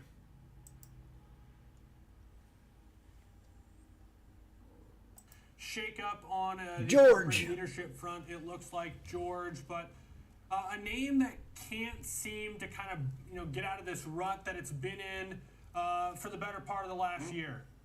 Love. Well, that's true. I mean, obviously there's a lot of drama with Southwest right now. Recently, of course, there's been a lot of resignations. Nearly half the board basically resigned. And activist investors, which include LA management, have really been knocking at the door saying, you guys have to fix your operating problems. And in fact, I think they're right. I think I'm on board with what Elliot's doing, to say the least, because if you look at Southwest as a business, and you go back even 5 years from a price standpoint, the stock is down about 45%. In the last 10 years, by the way, the stock is also down about 18%. But their sales as an underlying business, if you look at it since, let's say, 2019, have actually increased on a per annum basis by about 17%. But effectively, on an increase of 17% in sales, the company's operating income is actually down about 90%. So I think there's a lot of merit to what Elliot's doing here, and this is essentially what good activist keep managers going. do. They actually find opportunities to which the operating issues associated with a business are there, and they try to, of course, change management to alleviate some of those problems and actually right-size the ship. And I think that this is what Elliot is doing for Southwest, which, by the way, has been profitable since the last 5 years. But its profit margins are so small that they could certainly either cut expenses or improve operating metrics by just a small amount, and that could be very valuable for shareholders. So I think they're moving in the right direction. I wouldn't be surprised if you start to see more either resignations or forced, removal of some of the executives of Southwest because of the fact that sales have actually improved. Like I said, there's no longer a COVID excuse for Southwest. Sales have been improving, but their operating metrics have not been. So there's a lot of costs which can be stripped out of the underlying business. This is how I look at things. Okay, so George, when we talk about a lot of times these airlines debt levels, we look at American Airlines, for example, which is to me, I think the quintessential carries a lot of debt right now, honestly facing underperformance as a result of various company specific headwinds. But for Southwest, they've been able to skate by relatively well as far as like their debt concerns. So has that started to change though in the last year or so with the underperformance we've seen in the Southwest specific missteps? Because I feel like for a while they were ahead of the curve. That has not really been the theme of 2024 for Southwest. Yeah, that's the thing. I look at this as really some operational missteps, to be honest with you. Now, if you look at debt levels, we talk about American has really been kind of the larger three legacy airline carriers that they have a lot of debt, and that's, again, put a lot of pressure on their underlying shares. If you look at Southwest, and by the way, American, we talk about the debt to equity levels, which are more than 2 or 3 times. You look at Southwest, with equity around $17 billion, they have about $9 billion in debt. So it's less than 1 in terms of debt to equity, the ratio now. But they have a lot of cash. I mean, they have about $10 billion in cash on the balance sheet, which really represents about 57% of the total underlying share value. They are profitable. They're just they're barely making money. And I think there's a lot of value that can be unlocked here, irrespective of, the trajectory of, how the airline industry will move forward if we do move into recession. I think there's a lot of value that could be certainly unlocked here. So I see a business that it doesn't necessarily have a balance sheet issue. I mean, obviously the debt has increased over the last few years, but it's not nearly as bad as maybe American Airlines from a levels standpoint compared to equity. But, operationally, you look at the income statement over time, and there's a lot that can be stripped out because they seem to have very high selling, general, and administrative expenses, which include wages to of course, board of directors and senior executives. But at the same time, their sales have been improving, and we know that pricing power is still very much intact for the airline carriers, particularly Southwest, which is one of the 4 larger carriers domestically. George, is the operational missteps, as you put it, kind of head-scratching for this company, considering that, for lack of a better word, their operation to me seems the most simple. All the planes are the same. The routes are kind of the same ones that they've been doing for a long time. They're sort of slowly adding, maybe you can go to the Caribbean or Mexico or Hawaii or something, but it's not like American, United, Delta, where they got different sized planes, international travel, they work with other airlines. Southwest is this pretty streamlined operation, yet they're the one making the mistakes. That's right. And there's another I'll be right back. I think this is also part of what's happening. If you dig in deeper with the business, Southwest has a tendency to fix forward their jet fuel purchases. So when prices rise, if you fix a jet fuel price in the future and prices rise faster than your anticipated lock-in price, you gain. But in other words, if the prices fall, you actually lose. You lock in a higher price. So there may be an issue with their hedge book as part of their operational problems. I can't say if that's going to be if that's the case per se. But I do see that there is merit to what Elliott's doing. I think there's a lot of operational largesse that can be essentially stripped out of the business because sales, like I said, are actually improving, not moving in the wrong direction. So you need the top line to move forward. In other words, gross sales, that's what's happening. But underlying business profits have actually been shrinking. So that's really an operational execution problem. I totally agree, and I think that's been what's been so frustrating about what we've seen with Southwest. But we'll leave it there. Great breakdown, George Chillis, New Markets correspondent for the network. That'll also do it for Alex and myself for Next Gen Investing for this Tuesday. Coming up next, we have the Watch List with Nicole Petalides.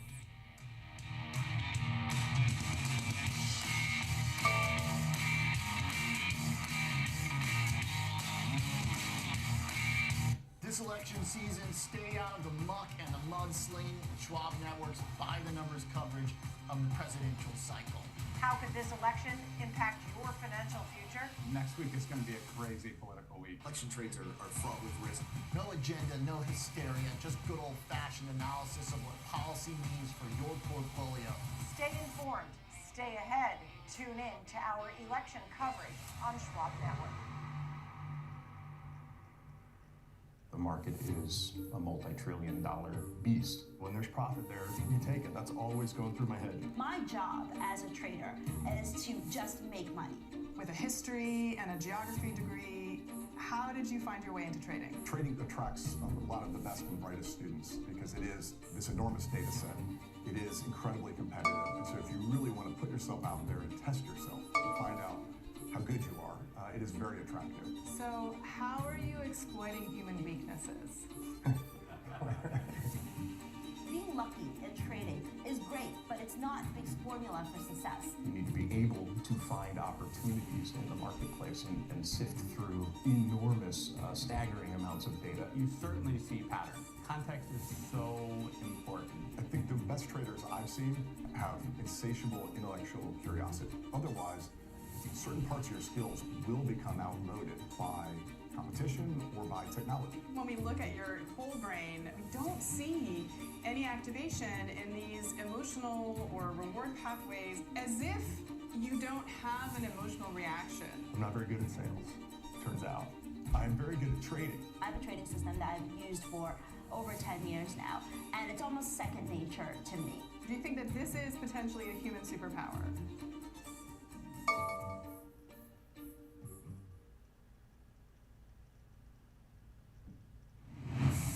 Welcome to Market Overtime on the Schwab Network. Quality Focus has worked pretty much across all 11 sectors.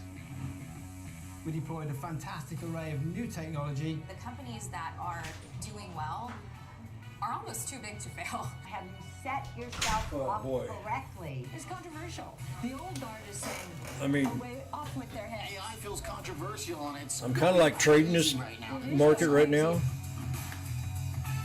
So what does all of this mean for the market? As long as people want to buy it, the price. I'm just jumping in some of them too early. The Fed cannot do everything they used to do to save this market. Instead of taking cues, set the cues. There's nowhere else I would want my money. No more than 5% in any one stock, no more than 20% in any one sector. Now there's a market for every single one of these people. There's a market for you. Market Overtime on the Schwab Network. Thanks for tuning in.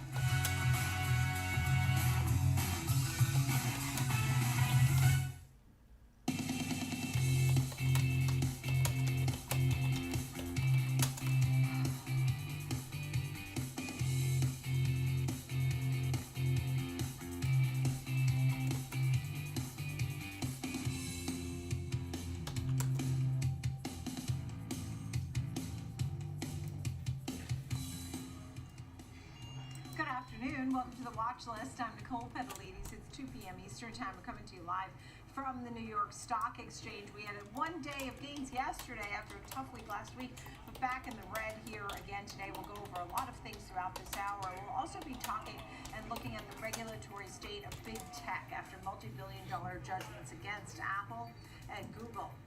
It's Technical Tuesday, and Kevin Horner is standing by with key trends to watch with the S&P 500, MongoDB, and Alphabet. And our panel talking Oracle. Those shares jumping to new all-time highs. So we will look at the very latest on the earnings report. In the meantime, we saw a quick sell-off earlier today, but we are on our way back up towards the unchanged line. As you can see, the S&P's back in the green, up 6 points. The NASDAQ, which has been the best of the day, I will say, but that's up about 0.5% because the weight on the market really came from financials and energy. And the Dow is still lower by about 0.5%. Those small caps are down 0.75%.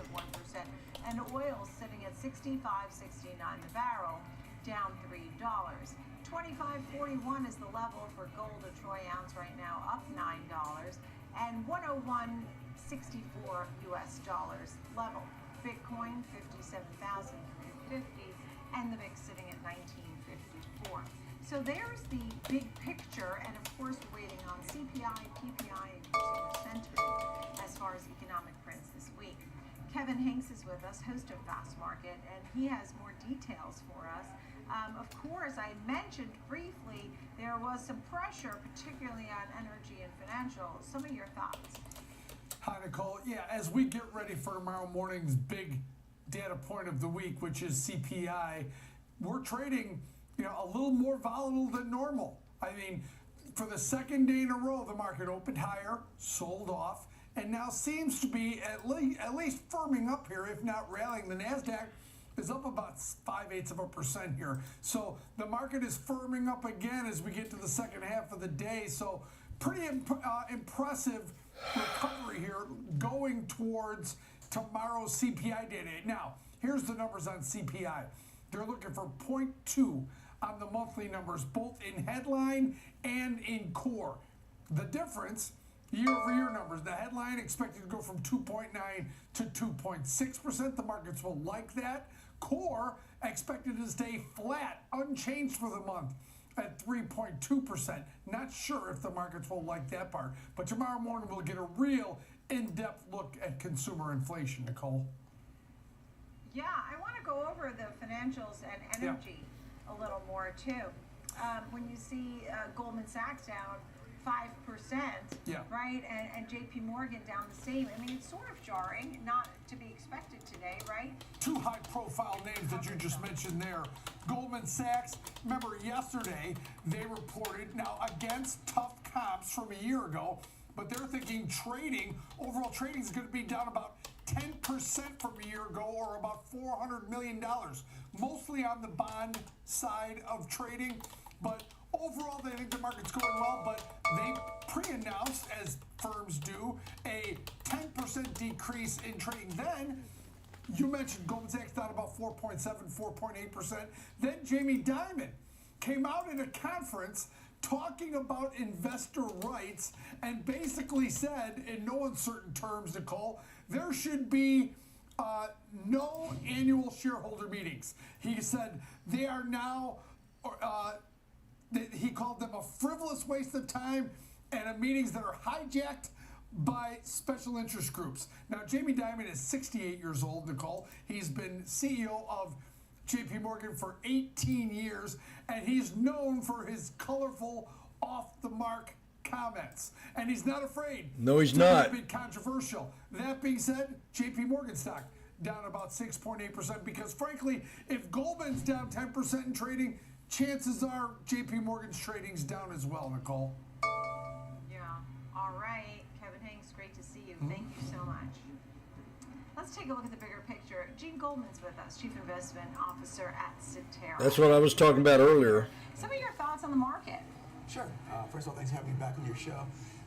We continue to believe the market will see a maybe 8 to 10% pullback. Damn, he looks like a fighter. A lot of issues overhanging the market. First of all, we have the triple whammy.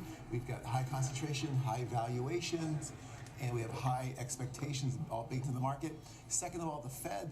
The Fed is cutting rates next week, almost guaranteed. But the market's maybe a little bit too enthusiastic about those rate cuts. And it's also a little bit of a buy the rumor sell. Exactly. S&P up about 15%. Not like this guy already. Towards it. And the third point is that politics. The election's coming up. A very volatile period. So damn, look at the SPY. But we think it's going to be short-lived. Pullback, recession? No Double recession, top on no the SPY. recession, at least the next 6 to 12 months. First of all, the employment picture on Friday, it was a little bit mixed, but think about it. More people are coming into the job market. Unemployment rate came down. Here's the kicker. Average hourly earnings are above CPI year over year. That's real spending. Also, banks aren't thinking a recession. Lending standards have come down a bit. It's good news. And the markets aren't thinking a recession. You have high yield spreads about 3.35 over treasuries. You have a disinverted yield curve. Take this together, we don't see a recession anytime soon. And you feel confident about corporate earnings. You said they're looking pretty good. They look pretty- What, this year, next year? This year, maybe a little bit of choppiness, but given the whole summer and the third quarter is always tough for earnings. But next year, earnings look like 15% year over year. This past quarter, we had some great numbers. Utilities, the boring sector, earnings up 20%. Financials up 19%. Great numbers. We think this carries through, and companies have done a great job in both disinflation and inflationary to navigate this. And profit margins are actually rising a bit. That's great. A lot of the Break financials out. are down today. Yes.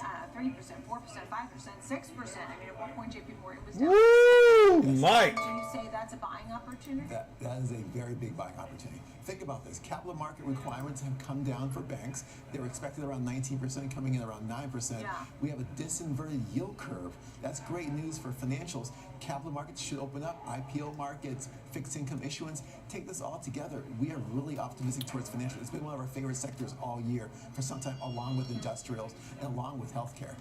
That's amazing, right? So you look at that group, and you do see the pullback. You mentioned the Fed will cut, right? Yes. You're thinking 75 basis points. How will that go for these financials, which you do still see the upside. Yes. So we think 75 in terms of 25, 25, 25. Right. We think what's going to happen is that market breadth will widen. Usually we see this when the Fed cuts rates, market breadth widens, maybe some profit taking in some of the more aggressive areas. Those beneficiaries of the Fed cutting rates, small caps, value sectors, financials, I think are going to do extremely well. This is why we're so optimistic on. Yeah. Meantime, energy. So the two groups that really were weighing today were energy and financials. And energy still, I spoke to someone earlier today, Bob Yager from Mizuho, and 60 wasn't out of the realm here because he was talking about less demand from China and OPEC still wanting to add production. And just with that, you're seeing energy down today and could fall further. Is that why you're out on this idea of investing in this group? Yeah, never been a fan of energy. I think the biggest Never? Never is the wrong word. Right. So in the last 12 months, we've not been a fan of energy. The biggest headwind to energy is high oil prices. So you have that, you have the fact that China's slowing down. You saw the PMI from Caixin and the Chinese PMI, a little weaker than expected earlier this year. Plus you have OPEC revising some demand assumptions. Plus, whoever wins the election, whether it's Harris or Trump, I think it's going to be negative for energy. Let's say Harris increased regulations. Let's say Trump, more drilling increases supply. And you take that together, we're already exporting record levels of oil. We're already at record levels of production. Oil has no upside, in my opinion, no upside. That's it. You're out on that group. The ones you do also like, because you did mention you like financials, healthcare and utilities, are those sort of defensive plays for you? Defensive growth is where you want to be, especially when the Fed cuts rates historically. Healthcare does pretty well. Plus, the weight loss drugs, it's a boon to healthcare. Healthcare earnings growth last quarter of 19%. Healthcare is a key defensive growth sector. Utilities, yields are coming down. Yields come down, utilities, even real estate does pretty well. Plus, think about utilities, the big boost. AI. Utilities are using AI in such a great manner to move around electricity where it needs to be allocated. Great opportunities. Yeah, and how about, with what's going on with CPI tomorrow, do you feel like we could have the soft landing, inflation's going in the right direction? Yeah, we've been not worried about housing or unemployment? No, so great question. So it's easy to get the food they crave. Theme is soft landing. With the nutrition you trust. Goldilocks economy. If the economy's slowing, inflation's slowing down. Tomorrow's CPI, I think, will be coming in lower than expected for a few reasons. Number one, shelter inflation should go back to down where it was before. We saw a little boost last month. Also, with CPI, you look at the Cleveland Fed's CPI monitor, about 2.6%, where it's a little bit lower than expected. The last point to think about CPI is that I think used car prices should see some pressure. Altogether, we think CPI will be lower than expected. We do think this ties into the Fed cutting rates 25 basis points. Even if it comes in much lower than expected, the Fed's not going below 25, and more than 25. 50 is a little bit of a shock. And then for the payrolls, yes. Are you feeling frustrated with revisions or not so much? It makes our job harder. I mean, these revisions, but we weren't surprised by the revisions because remember in the July payroll report, the BLS said there's going to be some revisions, some data, weather. Hurricane Beryl hit Texas, affecting 1.5 million people. In the. The hardest thing to do is try to fast. So I'm going to go in there and have 2 tablespoons of Greek yogurt.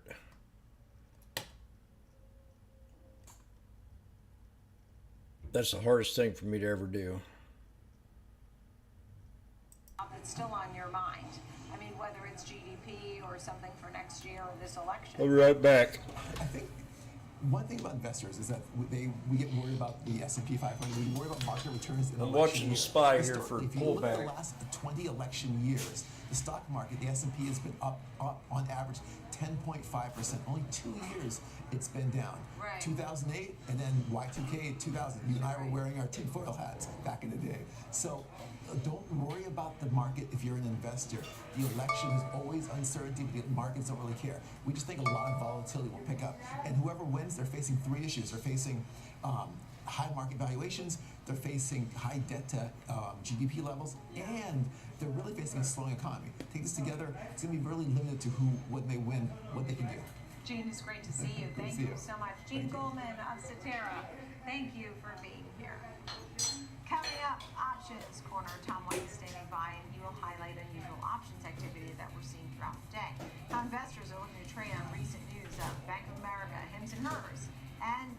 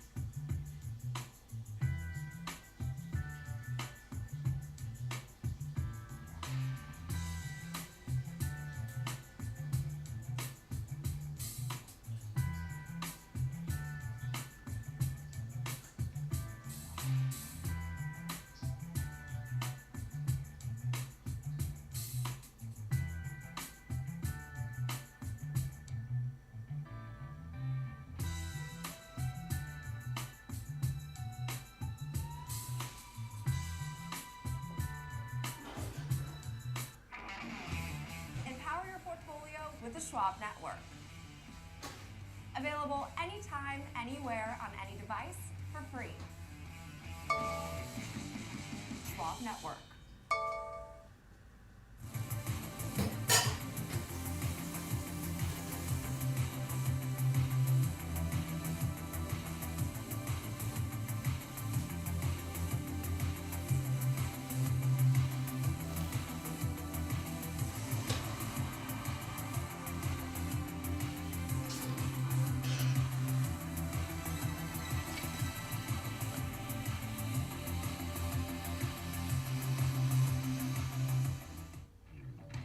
Trading the trending names every day.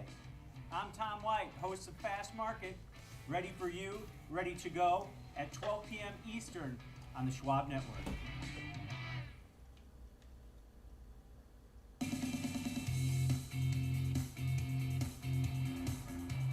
Welcome back to the watch list. Time for Options Corner, where we analyze unusual options trades that we are seeing throughout the day. Tom White, host of Fast Market here on Schwab Network. And we've seen a lot of volatility. The financials got hit hard earlier today. Yes, they They're did. coming up off the lows, but still the group is down. And you found a neutral to bullish play for Bank of America in particular, which we know Warren Buffett has been systematically dumping off some, right? So tell me a little bit about this trade. Interested to hear more. Yeah, he's pulled back a lot on his shares. Warren Buffett sold a lot of Bank of America. And I don't know if it's company specific, Nicole, because he's dumping a lot of his equity positions. Maybe he's basing that on the valuations in the overall market. Equity markets, even with the pullback that we've seen this month, are still close to all-time highs. So maybe getting ready maybe for some additional volatility in here. Now, Bank of America CEO Brian Moynihan is speaking at the Barclays conference today. He did come out with some commentary, and I think that's why the shares are off of their lows. He said that trading revenue is going to be flat quarter over quarter in Q3. He also said investment banking revenue of nearly $1.2 billion in Q3 would roughly be about the same as it was in that same quarter last year. He did state that they can continue to buy back stocks. And then, of course, you had the report today that the Basel III provisions for additional capital required is only going to be a 9% increase. Now, a lot of people were expecting upwards of 19-20%. So that's a bonus for the banking sector. Now, they've done pretty well recently. Bank of America is kind of underperformed, but still up about 16% so far this year. And I think somebody took advantage of that pullback that we saw early in the session, because I saw a put seller in there. This is a neutral to bullish type of strategy that this trader did.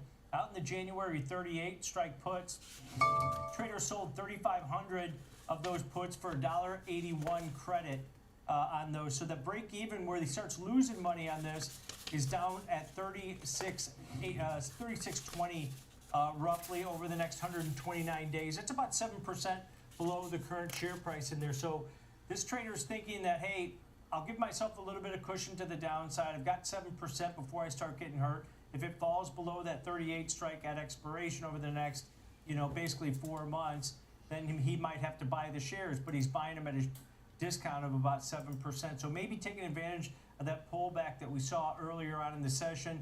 Put volume in there about 2.5 times normal daily average volume that we've seen over the last 5 trading sessions. So yeah, selling some puts, and that's not a bad strategy in a high volatility environment where we've seen a major pullback in the overall market and Bank of America over the last 5 or 6 trading sessions. Right, and we're going to talk about JP Morgan Chase in a bit, but when I think about these financials, we think about the capital requirements that may be changing in the big picture, also the deal-making activity and how Goldman Sachs talked about the year over year and how that shrank some. So I'm curious to hear more going forward when we talk about JP Morgan. Let's turn away from that for a moment and take a look at Hinton Hearst Health. And it has had certainly a back and forth year. You found a bullish play, counting on another rise to the upside. Yeah, it's been choppy lately, but it's still up over 60% so far in 2024. So it's had a good run, up about 3-4% in today's. And this is all based on the fact that they're getting into the GLP-1 drugs, right? And the the production issues that a lot of the other companies, whether it's Eli Lilly or Novo Nordisk, are having producing and meeting demand at this point. And if they can't meet that demand, then some of these other companies like Hims and Hers and that telehealth department they can start manufacturing in bulk if those branded originals are in short supply. So that's been a boon for them. Now, if you look at the sales last quarter in Q2, they were about $315 million, and only about 15 million of that came from GLP-1. So they've got some opportunity in this space, and I think that's why you're seeing the optimism in the shares on this one moving forward. Now, you have to look at the competitive side of this. Also, Amazon just launched their telehealth product, Amazon One Medical, across the U.S. Will that dig into maybe some of the recent gains that we've seen? That's yet to be, kind of conveyed at this point. But, competition's coming down the pipeline, and if production from Eli Lilly and some of these other manufacturers can start to ramp up to meet demand, will that hurt, names like Hims and Hers? But we did see some bullish activity in here as far as the option market goes. And this was out in the February cycle, so giving themselves a lot of duration in this trade. About The market loves these 165 dips. days where a trader bought 5,000 of the February 20 strike calls. They've only paid a Damn, dividend these of things. about $1.10 on those. So the break even where this trader starts to make money at 21.10 over the next 164 days, that's 46% above the current share price in there. But They didn't jump up too much. I didn't miss out on. I only missed 60 bucks.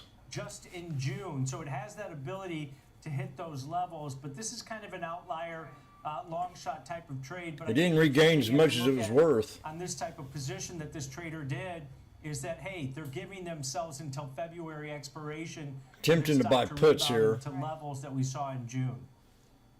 Yeah, and Needham had a $22 target not long ago, end of August. They put that out, so they feel positive about this name. Thank you for that one. And then last but not least, we look back to JP Morgan Chase, and I think of Jamie Dimon and his voice and him saying he would love to have it be a private company and not deal with the SEC and the frivolous shareholder meetings that are just hijacked by special interests and, and so on and so forth.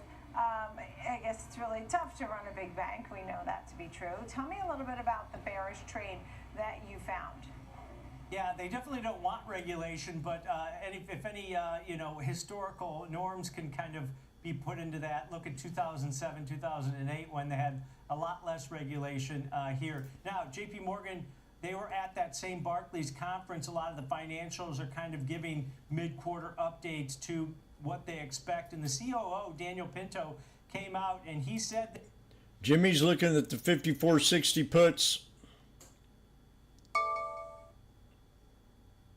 Randy. Magnificent. What do you think? It's too late. It's too late.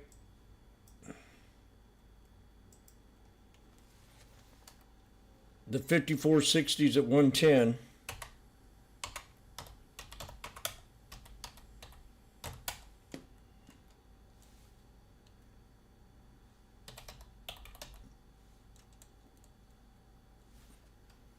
I did again.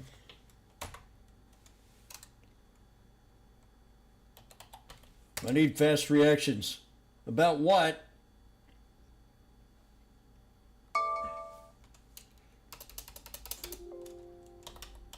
Put SPX.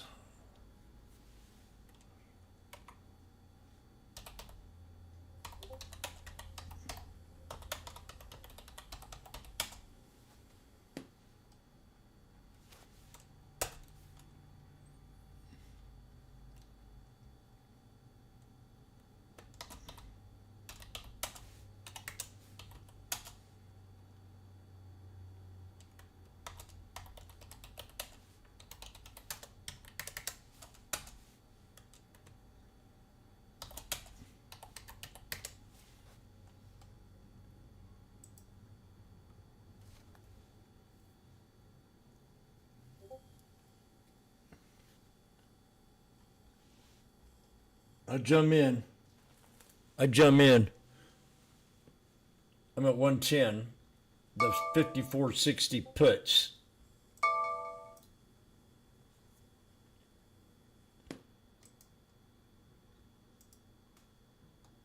And I should have sold him right there.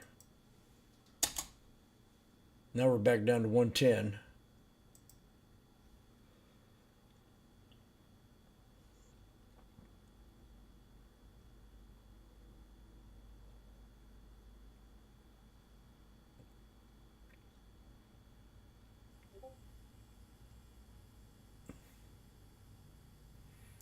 I mean, this is one that really is beaten down today as the challenges seem to be intensifying. Would you beat me down, baby? Good to see you, Tom White. Thank you Thanks. for all of those. I really have a big crush on you. Options Corner today. Thank you, Tom White. Coming up, Apple, Alphabet, back facing multi-billion-dollar payouts after a European court ruling. We'll take a closer look at the regulatory environment for big tech and how AI could shape things to come. Could I work at Apple? No, probably not. I'm not smart enough. Trading at Schwab is powered by Ameritrade, bringing you futures and forex around-the-clock market access. I just called a Laurel. Equities markets are closed. All on our award-winning. I've never heard of that before. So no matter what or when you want to trade, Schwab has cutting-edge tools, curated education and insights, and trading specialists ready to help, however complex the strategy. With a wider range I gotta sell these things when they pop like that. With Schwab. Accelerate your market knowledge. And shift your perspective into full gear. Real-time example trades, a full hour of trading insights. I'm Tom White. I'm Kevin Hayes. Catch me on Fast Market. That name, I just can't stand his last name. Kevin Hickey. Fast Market, ready for you, ready to go at 12 p.m. Eastern on the Schwab Network. If he's saying Hickey, I don't know. Could be Yicky. Kevin Yicky. Or Pricky. But he says Hickey. Welcome back to the Watch List. I'm Nicole Petalidis, live on the floor of the New York Stock Exchange. Is well off the lows, but the Dow, for example, is down 153 points. I have a few movers for you right now. HP Enterprises on track for its biggest one-day loss since January after announcing a public offering of convertible preferred shares. Those shares have a value of about $1.3 billion. Funds from the sale My name's Kevin Hickey. Of Juniper Networks and General Work. Don't leave your daughters alone with me. Shares are now down almost 30% since hitting its high for the year back in June. Tesla getting a boost after new vehicle insurance registration from China shows strong growth over the last week. Fund manager Gary Black said that the data shows Tesla on track for its best quarter ever. Deutsche Bank also resumed coverage of Tesla. Ever? Buy rating and a price target. I don't know about that. $5, calling it a technology platform attempting to reshape multiple industries. There it is at 222 today. Well, a pair of rulings by Europe's top court are renewing focus on the regulatory environment for some of the biggest names in technology. Apple's facing a $14 billion tax bill. Alphabet gets hit with a $2.6 billion antitrust fine. What does this mean? And talking tech, Daniel Newman's with us, CEO of the Futurum Group. I'm glad you are here with us. I feel like, I mean, correct me if I'm wrong, but it's so often we start to hear about regulation on these big names, particularly the Mag 7. It feels like every day of the week they're under the microscope, but $14 billion is a big deal, isn't it? Yeah, hi Nicole, it's good to be with you. Look, there is a penalty for being so successful, and so part of that, what is going on in regulation, is always going to be related to that. In the case of Apple, you have a situation in which dollars were repatriated. They said, hey, we paid taxes in the US. We don't think we have to pay here. Europe believes otherwise, and the court has now affirmed that ruling. And so the outcome is really, Nicole, that you're going to pay taxes here if you make money here, and you're not going to get around that. On the Google side, it's something completely different. And as we see the DMA continue to roll out, these are 7 and 8-year-old cases, but there are several of them, over $8 billion in total, that have gone on that have different parts of Google's business that's using its power, its size and scale to supposedly abuse power. And that's been the Europe play for some time, is rather than innovate, it's been to sort of tax and toll the biggest US-based companies. So it's interesting because, you talk about if you're going to make money abroad, you have to pay the taxes abroad, and they feel they're paying taxes here in the States, and how much taxes is too much taxes. And when does it become in the way of the growth of these companies? I mean, can they still grow? We've seen them doing about it because they've had regulatory issues for years. Right? I mean, the EU has been sort of scrutinizing this group for years. Yeah, it's been a pathway to continuous fundraising, as I like to say, in terms of it's been a merry-go-round. It's Google, it's Microsoft, it's been Qualcomm, Amazon, Apple. All of them kind of get on and off the merry-go-round. Different companies at different points are going to be under scrutiny. And of course, that's not only in Europe. We've seen some recent wins in the US with Lena Khan, the DOJ being able to push forward. We're hearing a lot of rumblings related to NVIDIA. It got really big, really fast, and that's creating risk.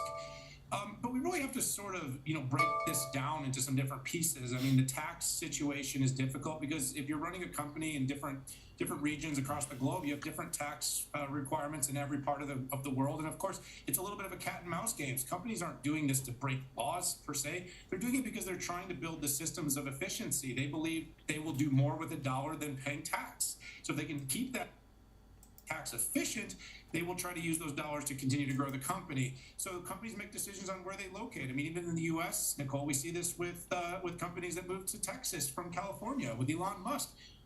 There was a lot of reasons besides just politics. He was also looking at taxes, and many companies have done that. So it's U.S., it's global, it's a big deal.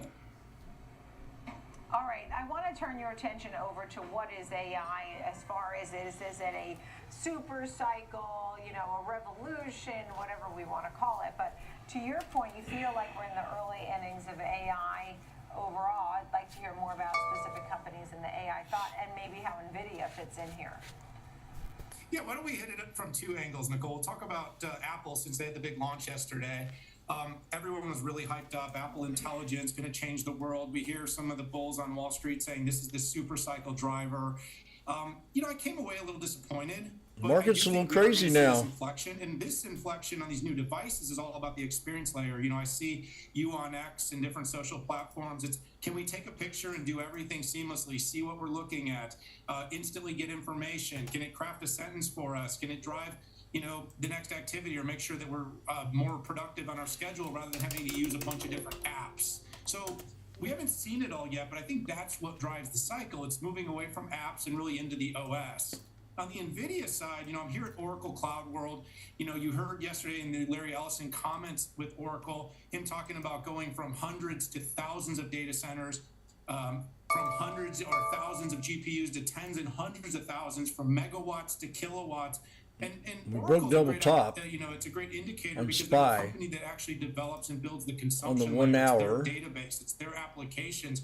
And you're hearing, I heard today from companies, MGM 548.14 big investments in AI. And then you even heard from regulatory or policy and agencies like the CIA was on stage talking about how they're going to use AI. So I'm still very bullish about the cycle, but people are thinking it's going to happen like in a day. And the CapEx cycle is happening really fast. The OpEx cycle, though, is going to take more time. Yeah. Look, I mean, everybody was sort of a little ho-hum about yesterday's Glow Time event for Apple. Why aren't they really sort of taking in what a big deal? First of all, we know the phones and AI, and that should be the number one conversation. But wasn't it a really big deal that they have AirPods and hearing aids in those AirPods, and they're going to have a watch that can detect sleep apnea? I mean, when you think about hearing aids, they're $3,000–4,000.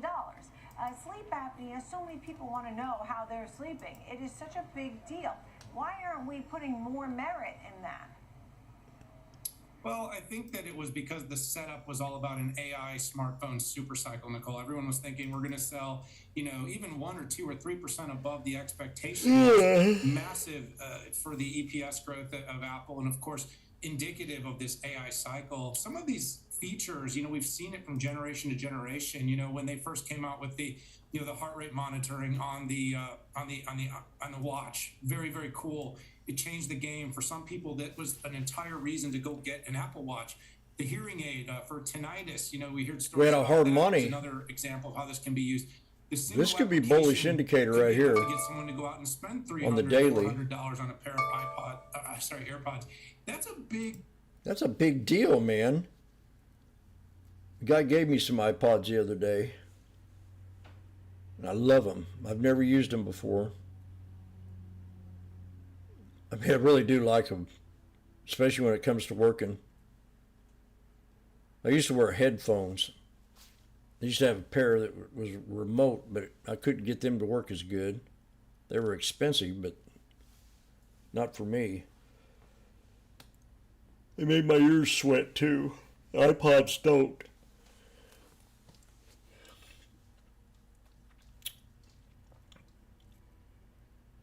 So we got a gap resistance.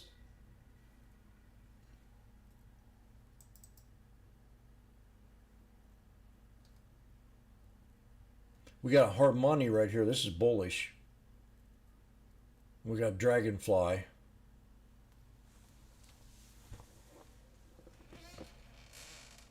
Means buyers and sellers are more equal to the highest price today.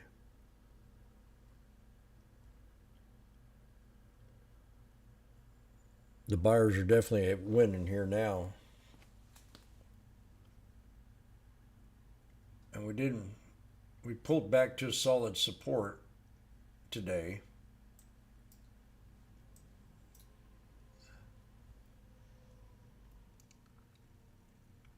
Man, I'm tired. I'm done. I'm really pooped. I'm exhausted.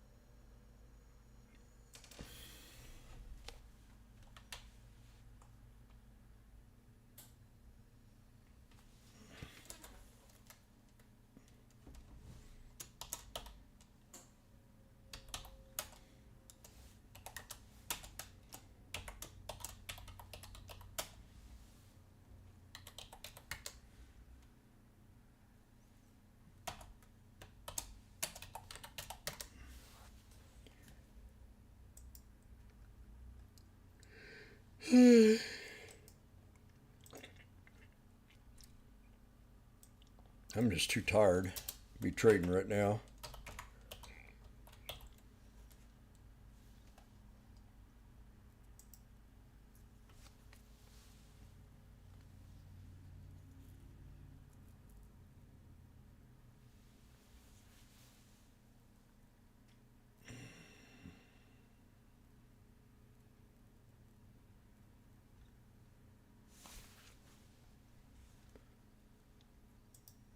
What time is it? Oh, God. I'm going to go walk around the building and watch this trade.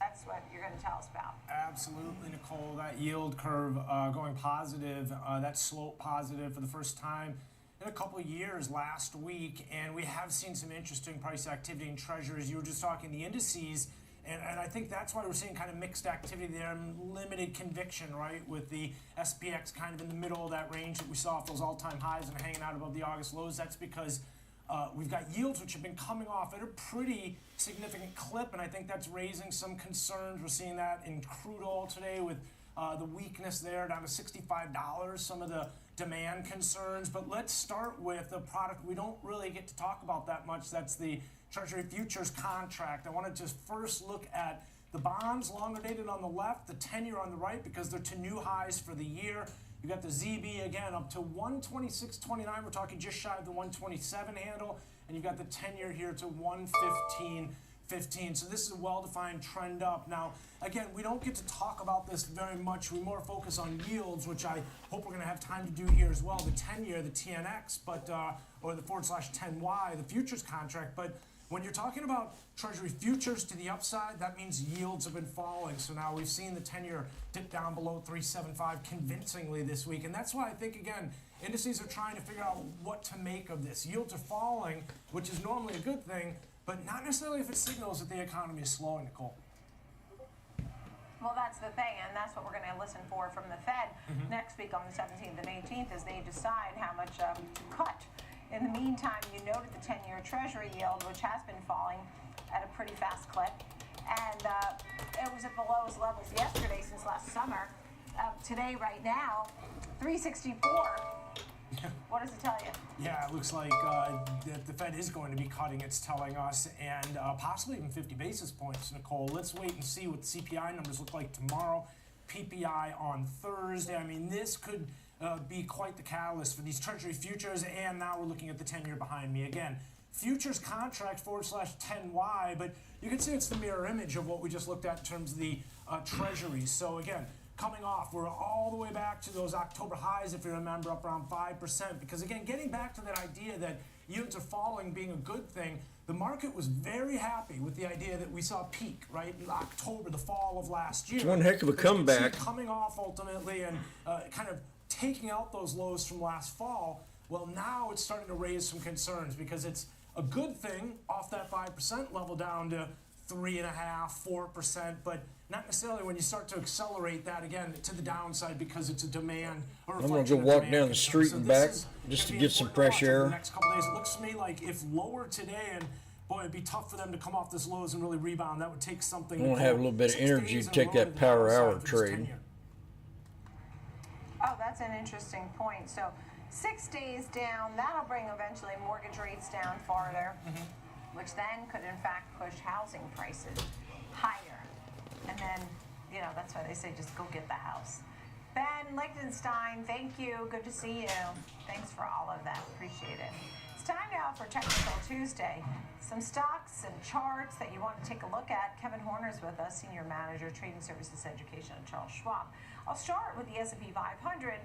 Felt like somewhat of a psychology level, but feels like a big deal when it dropped below 5,500 and not back up above that yet. What levels are you watching now on the downside and upside, Kevin Horner? Well, you're right about those round figures. I mean, we got 5,500 right above us today. We've actually held our ledge quite well. Nice little action. Just turned it green on my chart, meaning we're now trading above the open of the day, and an opportunity maybe to push into the 50-day moving average right around 55.05. But it's important for us to recapture and take that out. I'd be obviously remiss if we don't pay attention to tomorrow's CPI and Thursday's PPI report. They're largely going to dictate the move from here.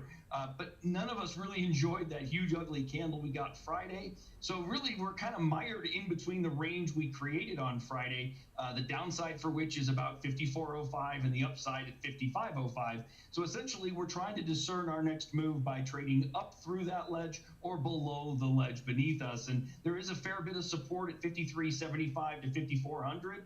That certainly can act as short-run support for us, but I'm sure a lot of traders are watching that space to kind of dictate the way they're going to manage positions in the S&P 500. Trades below 53.75, Nicole, could push us all the way down to that 200-day moving average. And the only reminder I want to bring to the table here is that while that would feel awful, nobody's going to enjoy the selling we would be under for a 300-plus sell down to the 200-day.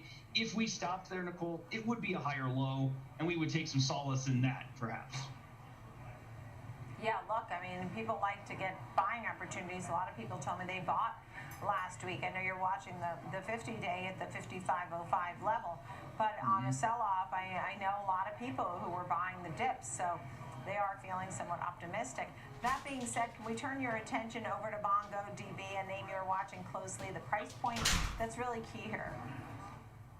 Yeah, we got mired in this bottoming pattern, right? We basically held the ledge of 220 up to 260 or so from June into early September here, rather late August. That late August earnings report led to a fantastic bit of price action, created a flagpole for us, and then we've spent last 7-8 sessions here going sideways and building the cloth portion of that flag. Now, it is notable for traders that we are below the 200-day moving average, so we have, if you're trading for bullishness, an opportunity to trade this to the upside through the highs we've created of late. That'd be 295, mind you.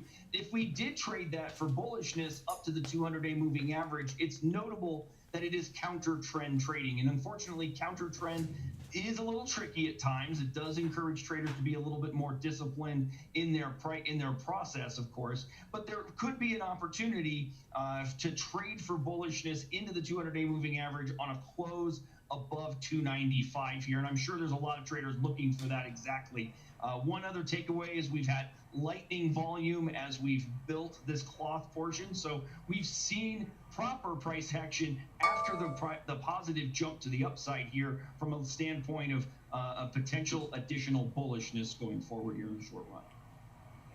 Yeah, before we had the big sell-off, and things were feeling a little better, and we were actually hitting highs in the beginning of September, Citigroup actually maintained their buy on MongoDB and raised the price target to $400. It's at $291 today. How about Alphabet, Google? The charts? What this one. Well, I feel like I should have been talking about this one over the last 3 months or so, Nicole, because there's some notable developments on the chart that could have saved maybe traders along the way. If you've been watching the movement in Google, you've had opportunities to lighten a position here at a couple of different areas that would have made sense. The first being the July 24 breakdown, where it took out the 50-day moving average. We also had a bounce off of the 200-day back on that really weak Monday open on August 5, where we took that as a low, rallied into a matching high that we failed from on around August 20th. And even if you took yourself out of a position or a portion here, say, for example, back in July at that breakdown, even if you picked the worst opportunity in terms of selling at that point, the stock has still traded off an additional 14% from that bit. And so I'm bringing this up because we're looking at a clear downtrend here. Now, we are sitting at a potential spot for a bounce, an area of support around 147. It's a gap level. But as you'll note down here, when we also pay attention to the volume profile, Nicole, it also stands out that there is a humongous volume point of control, a shelf of volume historically there at 137, 10 points below this support we've just tested. So I think there's an opportunity here to be maybe taking advantage on the long side if we can break this downtrend in the near term. But you know what? We're 3 days below the 200-day moving average, Nicole. It has a bearish feel to it. And, generally speaking, if you're a bull, you want to see that bearishness dissipate before you start to position on the long side. So there could be still another level of support beneath us. And what happens now as we get towards an opportunity at the 200-day moving average again will become very, very important. Last note is the RSI. It actually made a same low when price action made a low. So more or less validating the breakdown we've seen here, putting the screws to the position itself, basically telling us, hey, Google, show us something if we want to be bullish here. We can't just blindly be bullish because we want to be bullish. Yeah, that's interesting. So the validation to the downside and that heavy volume around the 137 is also very notable. We're at 150 here today. Thank you for Technical Tuesday, every Tuesday here with Kevin Horner of Charles Schwab. Thank you. Good to see you. Thanks. Coming up next, a panel to talk all about those Oracle earnings and the outlook for this group, right? The cloud and AI space. And this as we're seeing Oracle at new highs. We'll be right back.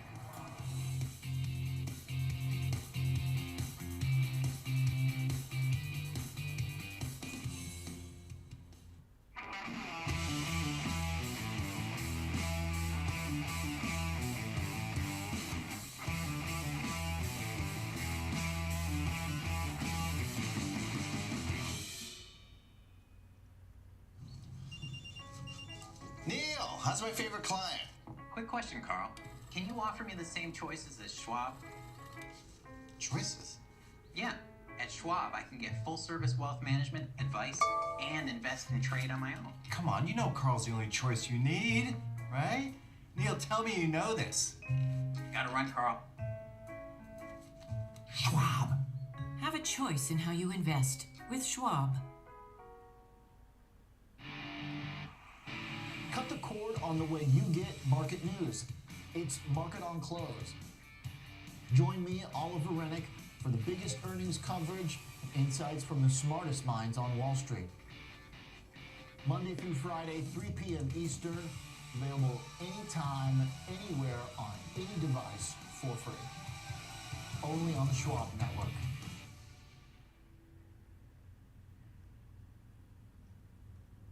Ameritrade is now part of Schwab, bringing you an elevated experience tailor-made for trader minds.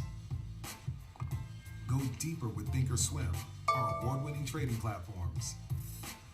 Unlock support from the Schwab Trade Desk, our team of passionate traders who live and breathe trading. And sharpen your skills with immersive online education crafted just for traders. All so you can trade brilliantly. Empower your portfolio with the Schwab Network. Available anytime, anywhere, on any device for free. Schwab Network.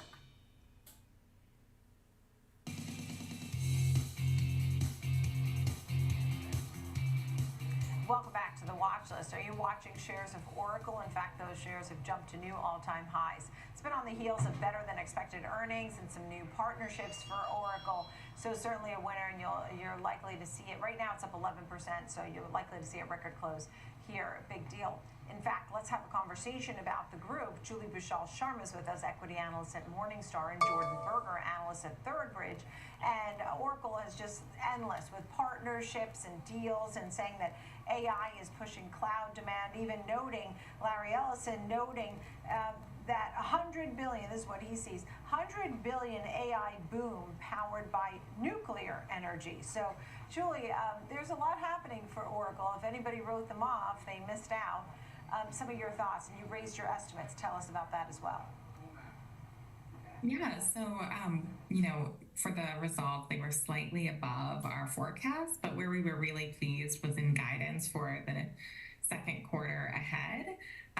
But I would say we raised our fair value to $108 per share because we're really starting to see genuine, consistent demand for Oracle's cloud infrastructure, whereas in the past, it has been difficult to decipher real demand because there's just so many discounts that a new cloud company offers to get, scale on their cloud and get those customers in and hope that they stay there. So I think now we're finally more comfortable with, that there's real underlying interest in what makes them unique in the cloud space, which they pose, and we do agree, is their efficiency, which does cost or cut down costs there. But that being said, we're still significantly below the market, and that's just because they have a massive legacy database and ERP software business that continues to decline in its market share. So everything that's bright and shiny on the cloud infrastructure side will have to offset that core legacy business. I think about future growth and monetization of AI and how that goes, and the demand for everything the way it's happening, and the uncertainty that you're sort of putting out there. That's not going to be just some big boom. Jordan, where do you stand, and maybe what is Oracle doing right in your opinion? Yeah, thanks, Nicole. And it's a great point Julie makes as well with regard to just the amount of noise in the cloud infrastructure market. It's a massive market, $200, $300 billion in 2024, depending on how you slice it. Growth rate estimates around 26% from one estimate. So a huge opportunity, and Oracle's clearly the underdog here. Some estimates put their market share around 2%. We've heard from some experts that just based off their performance, we could see that market share perhaps double, around 3 to 5%, even more over the next few years. key here is it's just such a large opportunity, and it seems like they've been executing well on their own kind of differentiated perspective, the scalability of OCI, the value proposition, the pricing model adds more flexibility, and it seems that from what we've seen from recent performance that's really resonating with customers, and we saw that in Q1 FY25. And looking at the outlook, double-digit growth for the first time in a very long time for Oracle. A lot of that's being driven by RPO growth, which is mostly cloud, about 3/4 cloud at this point. So again, all that coming back to that cornerstone infrastructure market, such a big opportunity, and Oracle seems to be executing here. Yeah, you know, it's interesting because I had a panel recently about C3 AI when C3 AI came out, and that was sort of viewed as this up-and-comer but underdog.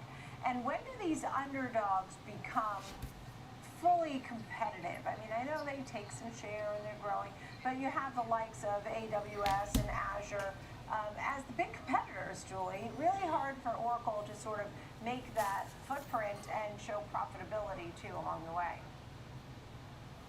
Right, yeah, I don't think it's a winner take all. This has got a big delay on it. Though, which is a good thing for Oracle. Most companies do have Ameritrade today. Vendor cloud strategies, so that is My a cell good phone thing gets for them Oracle being 5 or 6 underdogs seconds here, faster. But 10. again, they have a lot of catch up to do, so that's why we are taking everything with a grain of salt here. But I would say that in a vacuum, our expectations for Oracle in the future is still excellent for a mature company of their size. We're baking in around an 8% compound annual revenue growth rate over the next 5 years, and a GAAP operating margin in 5 years in the mid-30s, which is excellent. So it's just hard for us to see past that point where the market is getting. Yeah, and just quickly, Jordan, which ones are your favorites of the bunch that you think are the dominant leaders? Mm-hmm. Yeah, well, focusing on the cloud infrastructure market specifically, we talked to experts. AWS, of course, is the leader. They really started this market. Azure's been gaining a lot of share, mostly due to their ecosystem and AI capabilities. Not too bad. Google also has a really strong platform. They're less on the share side, but as mentioned, it really isn't a winner-take-all market. These are really the cornerstone of the entire cloud market. Any growth here is going to lead to 10x growth in services, applications, AI-related spending.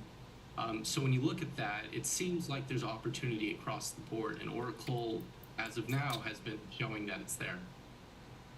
Okay, thank you. Julie Vishal Sharma, Morningstar, Jordan Berger of Third Bridge. Thank you both for being here today, and thank you, friends, for joining me here on the Watch List. I'm Nicole Pevelides, every single day, 11 a.m. and 2 p.m., live from the New York Stock Exchange, here on Schwab Network, where you can get the app.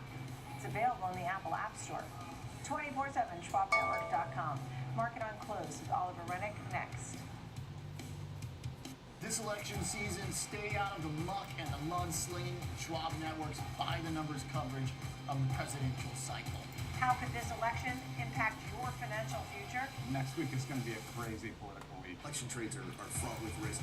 No agenda, no hysteria, just good old-fashioned analysis of what policy means for your portfolio. Stay informed, stay ahead. Tune in to our election coverage on Schwab Network. The market is a multi-trillion-dollar beast. When there's profit there, you take it. That's always going through my head. My job as a trader is to just make money. With a history and a geography degree, how did you find your way into trading? Trading attracts a lot of the best and brightest students because it is this enormous data set. It is incredibly competitive. So if you really want to put yourself out there and test yourself and find out how good you are, it is very attractive. So how are you exploiting human weaknesses? Being lucky at trading is great, but it's not a fixed formula for success. You need to be able to find opportunities in the marketplace and sift through enormous, staggering amounts of data. You certainly see patterns. Context is so important. I think the best traders I've seen have insatiable intellectual curiosity. Otherwise, certain parts of your skills will become outmoded by competition or by technology. When we look at your whole brain, we don't see any activation in these emotional or reward pathways as if You don't have an emotional reaction. I'm not very good at sales, turns out. I'm very good at trading. I have a trading system that I've used for over 10 years now, and it's almost second nature to me. Do you think that this is potentially a human superpower?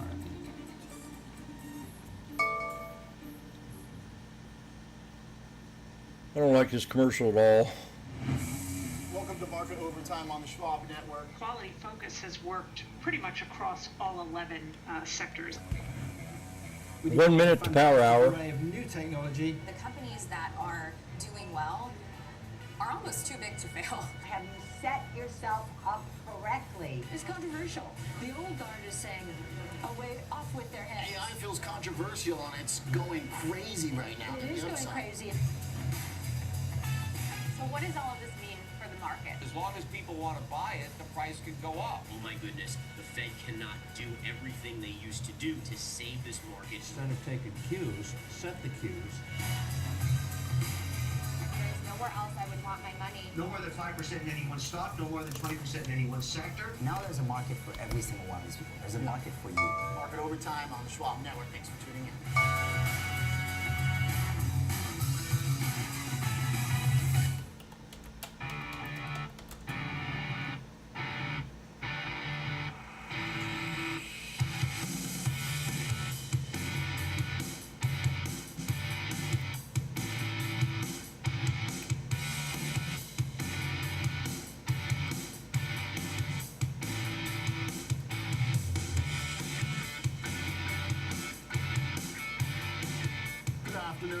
To Market on Close. I'm Oliver Rennick. Thanks for tuning in. Oliver. Good afternoon. Tomorrow's inflation. Got an hour left in the day here, and stocks are doing all right. Equities a little chop, a little back and forth. Right now we're mixed, heading into the bell. The Nasdaq out in front with pretty good leadership, pretty nice rally. Got a few key companies up. Tesla continuing its recent strength as a magnificent leader, and Apple trying to close positive again. Kind of a struggle throughout the session, similar to yesterday, following Apple's below time event. But today, generally, we saw the analysts remain very positive on Apple's potential to deliver iPhone AI gains into the holiday season. So we've got enough working big tech to keep the market intact, even though the Russell faded from some early strength. Buying dips, too, seems to be very real here this week so far. Definite shift in tone from last week, of course. We were beautiful dip buying day to day. This week we're dabbling with some dip buying. Bitcoin too went red, came back around to positive here by the end of the session. What we're not buying is in crude oil, WTI, a meaningful sell-off here, down about 4% today, and the dollar moving up, still something to watch, given it yields continue to move down. 10-year to 364 right now. Plenty of bond buying happening again today. A little bit of a delayed response. I was looking for a more powerful move in bonds last week, and now it seems like we're getting it, so maybe it was just a little bit late. But the persistent bid into treasuries has really been a very core anchor of the framework that I've been using from a macro perspective. So to see that extend, look at TLT up 80 bips, that's giving us some important information. Generally, though, there is something to be noted whenever the basically, and showing a little bit of strength, a little bit of buoyancy. Now still keeping its lows for the year, whereas the 10-year yield is cut below it. So just a very obvious trend in the near term for the 10-year and bonds. Dollar a little bit more murky. Maybe that means we're not going to get the 50 basis points. Maybe dollars holding in a bid for those worried about risk assets rolling over again. Plenty of explanations for it, but notable, because usually when that gap emerges, it eventually does close. You can see the last time it happened, the dollar had a good bit of climbing to do to catch up to yields. This is just a 20-day chart, but generally the two do reconnect. So either dollar's probably likely to come down, or yields likely to come back up. Or maybe the two break apart, but let's give it some time. I think it will be important to see how these two react after inflation tomorrow. Volatility also come another way to generally put things in perspective here with VIX Looking at the 10-day chart for volatility, obviously we've come off of the extreme from August, but then going into last week's employment, a 10-day chart here, you can see the pickup in vol. That made sense. Vol going into employment, given that the print from August led to huge selling at the beginning of the month, looking back through to July and the whole way we started last month. So VIX elevated, but then also off of the most recent employment-driven highs. So we got the peak up in VIX last week, and then coming back down from almost 24, tells you that inflation actually less of a catalytic event than jobs data. That's my thought, at least. We pretty much have the path for inflation. It really would take something really, really big to knock it off its course of disinflation, as well as just still elevated prices too, right? We're not really getting a lot of negatives yet still. So to move the needle on inflation would take a big shocker. To move the needle on jobs right now, not so much. We're clearly sensitive to every piece of labor data now that inflation's been solid enough to set the Fed on its course to cut. So that's kind of the point here. We're not debating anymore whether or not the Fed's going to cut. It's how much. It's not even when. It is September. It's in a little over a week. Question is how big. And that's going to be determined by labor data, how much deterioration there is. So even though CPI might be the highlight tomorrow, look for jobless claims also to have a big sway on markets. Today we'll talk banks. A very interesting situation as some of the bank heads talk down their potential. But something else to keep in mind is that while the 10s to the 2s, that yield curve is uninverted, and that's generally the one that people watch in the public sphere. There's another one that matters to banks, of course, and that's closer to the overnight rate, the 3-month to 10-year spread. And by the way, that's the one that Cam Harvey used in his yield curve analysis. That one still is deeply inverted, which likely makes it a little bit difficult for banks to get the type of profitability you want. So that might have been a little bit of a wake-up call there. Not done with the movers yet. One more, which is crude oil. I don't really pay attention to crude too much until it starts breaking down major range. That's what's happening right now. WTI at $66. That means we ought to talk about it. Sure, maybe some supply elements. Usually when crude starts dropping off to that extreme, we got to start talking about the demand side as well. So we got a lot on our agenda here over the next 90 minutes. Kevin Haynes and Jenny Horn, hosts on the Schwab Network, here with me in studio. Let's talk about these banks, Jenny. Kind of stealing the thunder today with a surprise sell-off after this industry conference. Stealing the crude oil thunder, I guess. Yeah. You know, crude oil to me, it's like it's always at the bottom of the list. Okay, but I think that what's happening in the banks is a really important conversation. Is because, I mean, so much of the overall, like, these now expectations for 2025 net interest income are too high. We're seeing all of these, like, commentary come out at this Barclays conference, and I think that this is really interesting because it surrounds everything we talk about with the Fed, and I think some of the commentary around, like Jamie Dimon, these remarks have been interesting, but nonetheless, I think it shows that there's a massive credit deterioration right now with the consumer, and it's going to be a problem for these banks. I mean, like, I think we're talking about overall bank regulations are going to be a problem, but then, like, it's also coupled with other major headwinds that have, like, nothing even to do with these bank regulations that are also a major problem. And this has been, like, a brewing theme, I think, that has been ignored for so long. Yeah, no, I mean, it's a wake-up, I think, that not all of the bond market has reverted back into more tolerable territory. 10s to the 3s still deeply inverted. Inversions kind of like blew up some of the regionals a little bit, or at least added some fuel to the fire a couple of years back, Kev. So should we be alarmed by any of the messaging that these CEOs are saying? Well, here's the thing. When you are the bellwether, which is JP Morgan, the news on the Ally that, you know, credit is deteriorating and their auto loans are getting soft, that goes back to JP Morgan, who's in that business. When Goldman talks about trading revenues being down 10%, that goes back to JP Morgan. Damn, being cold. You know, Goldman is more of a trading firm. Ally is more of a loan for cars and autos in that sector. But JP Morgan's everything. So they get affected by every bad news. I mean, the biggest headline today was Jamie Dimon, in terms of JP Morgan, saying there shouldn't be investor days. There shouldn't be any of this stuff. Yeah, well, sorry, pal. Go private. Too late. He said it. He'd like to go private. Yeah, well, dream on. I'm sure he has the money to go to take J.P. Morgan private. Yeah, dream on. But anyway, it's a good button to push on the street. But the biggest thing is everything that happens in banking gets tied to J.P. Morgan as well. Well, the thing is, yeah, J.P. Morgan's selling off, but they're not alone. Goldman Sachs is down 4.5%. Wells Fargo's actually the only one that's doing all right. Citibank's down 2.5%. Bank of America's hanging in there. The regionals got smacked around a little bit. Sure Morgan Stanley was weak too, because they're a more accurate comp to Goldman. Yeah, down about 2%. Morgan.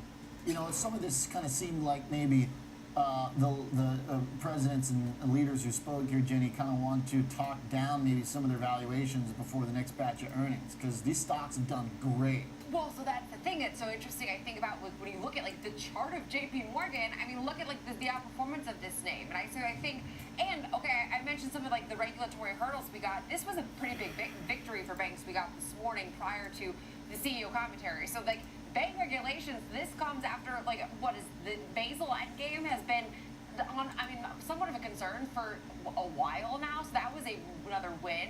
So now it feels like we're all of a sudden like, whoa, things aren't that great. We're just being a little bit more neutral to maybe, I think, just continue this like nice momentum.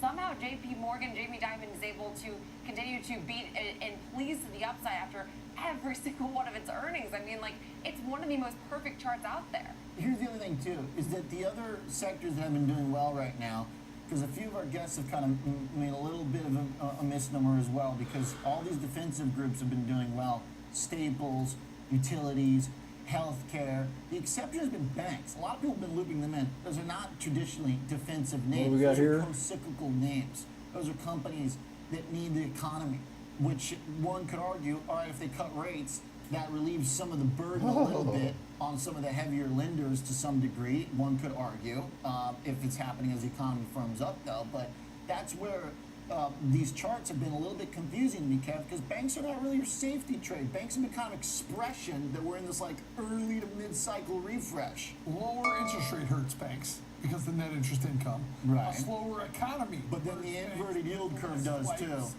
Because Yeah. less swipes. Yeah. So, excuse me. When you talk about, interest rates going down and the economy slowing, that gets banks twice. Mm-hmm. Yeah. So it's not a positive catalyst. Right. But we've talked about some of the outperformance like separate outside of banks, more like the credit, the Ally Financials. I mean, we've seen like some of these strange names that like are Look at Discover today. Exactly. The Capital One, the Discovers, the Ally Financial, which is a bit different, but still like some of these names, the outperformance of these business models where I like have major pause about the continuous debt that they take on. But hey, they continue to, like really excel for that reason. No, you're right. Ally got hit really hard today, down 17%. Synchrony, down 4.5%. All stocks that have done quite well on the year. Capital One down 4%. So it's one of the more extreme responses to out of, like, kind of literally out of pocket commentary from leaders, because it's not on earnings. It's at an industry event. A lot of times these things kind of go overlooked, but the fact that we're getting hit this hard on it definitely does shake up some of the trend for sure. The only positive is Goldman's numbers are against really strong comps a year ago. Sure. All right. Okay. Stocks, though, all are really breaking down in a meaningful way. Goldman down more than 4%. Thanks, Kev. Thanks, Jenny. All right. Definitely an important story for the day as we continue to see the market find kind of split, some divergence here a bit, as we still have enough keeping two indexes higher into the close. Joining us from Natixis Investment Managers, Mabruk Chetwan is the head of global market strategy.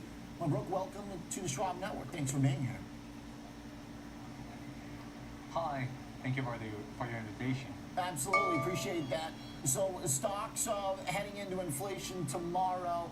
What generally moves the market right now? Are these inflation prints still a very big deal, or is it mostly about where we are with jobs? Well, as Jeff Powell said, the job market is now the key factor, the key variable to monitor when it comes to monetary policy in the U.S. But of course, inflation is extremely important for monetary policy as well, because in my opinion, and this is what we thought within Natixis, clearly the battle against inflation has not been completely won so far.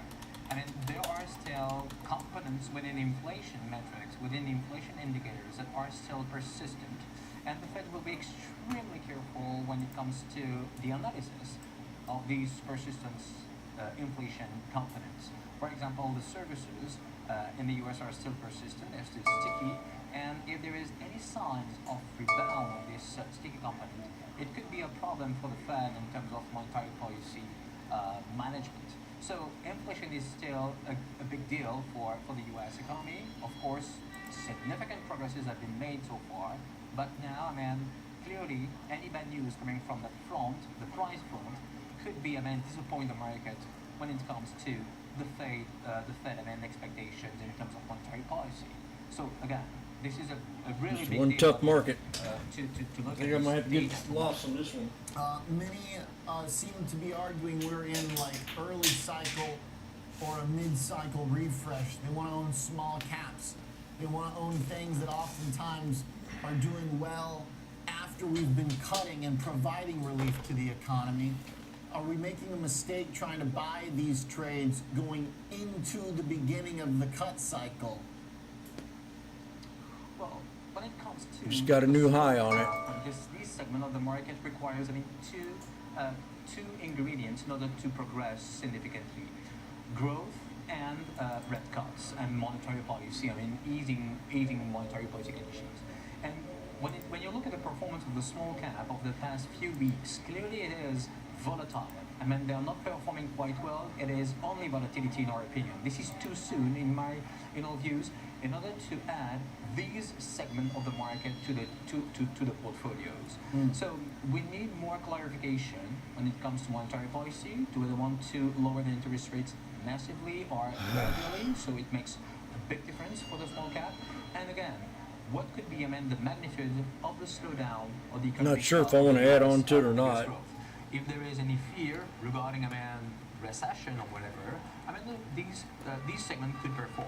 But if there is any fear about, I mean, a recession risk in the US, clearly this is too soon to buy, I mean, to add this segment of the market in the portfolios.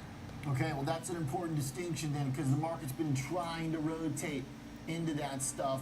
So where would you prefer to be, Mabruk? Is it still within equities, more defensive, traditional defensive stuff? We were just having a conversation about whether banks are defensive because they've been trading alongside healthcare, utilities, staples, like they are defensive. Does that make sense to you? And what groups do you like?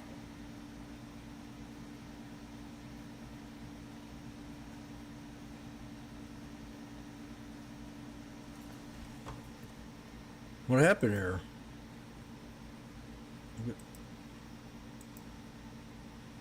Factor, or a supportive factor for these sectors.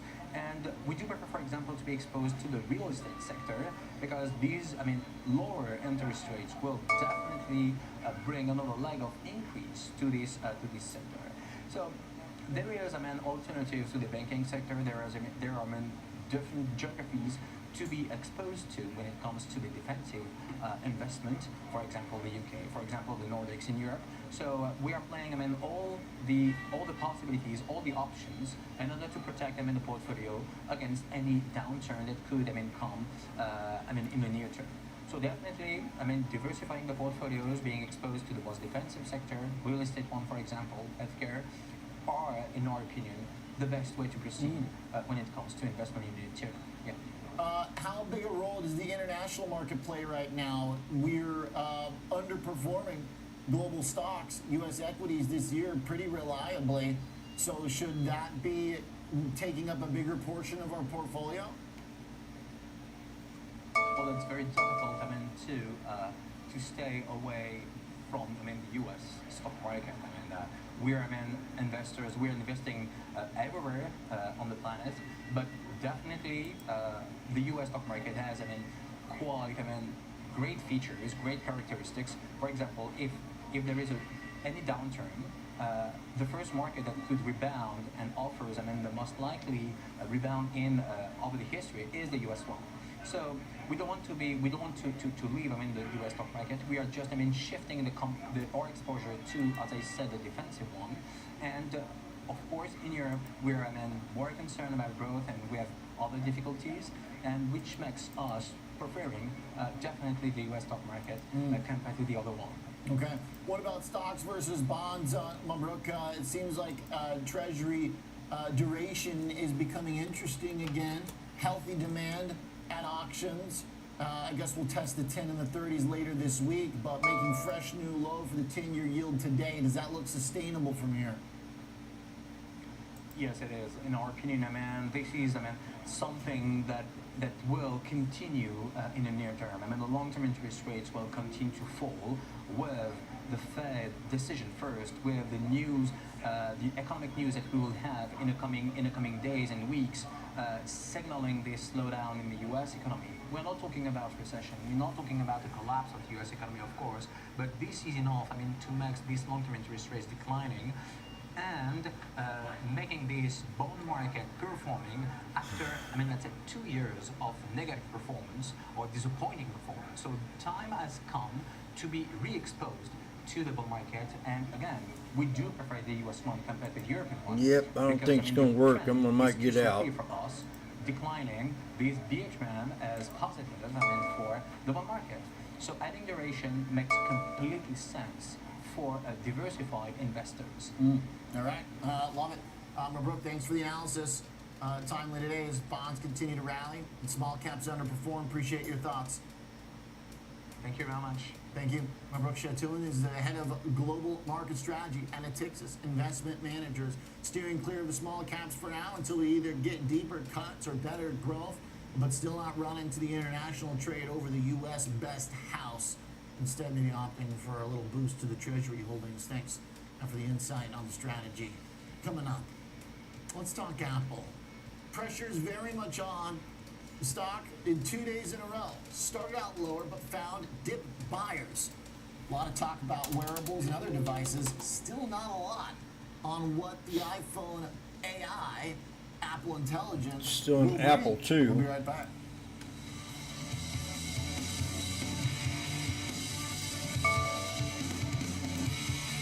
Yeah. Download the Schwab Network app and join in on the latest market trends. Anytime, anywhere, on any device for free. Schwab Network.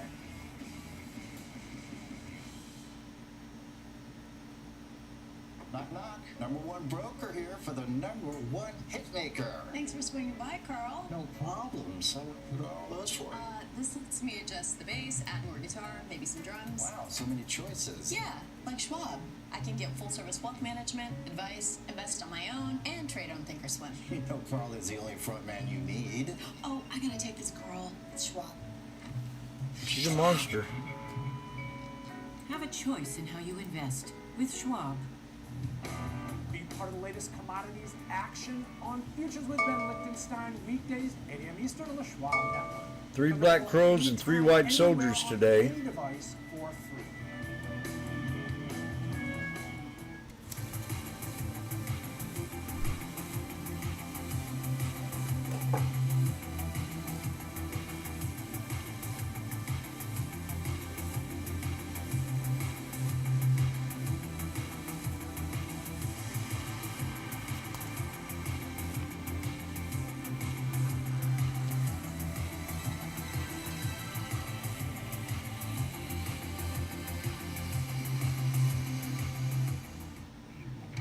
Accelerate your market knowledge and shift your perspective into full gear. Real-time example trades, a full hour of trading insights. I'm Tom White. I'm Kevin Hicks. Catch me on Fast Market, weekdays at noon on the Schwab Network. Fast Market, ready for you, ready to go at 12 p.m. Eastern on the Schwab Network.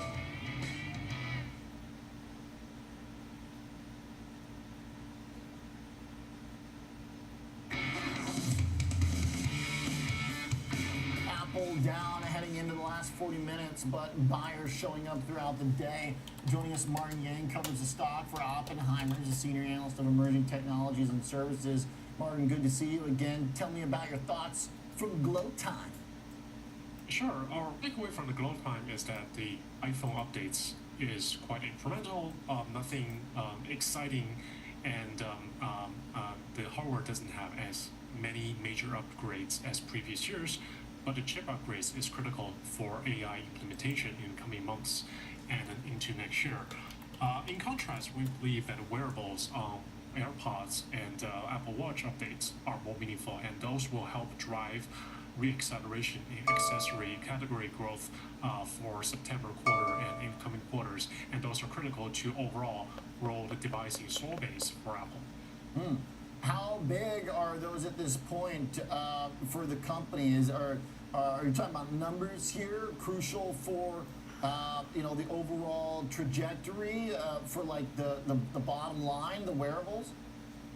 Yeah, when we compare Apple, or when we compare the other devices to iPhone, nothing is as meaningful. So the combination of accessories in iPhone and Apple Watch is still under 10% of total revenues compared to iPhone,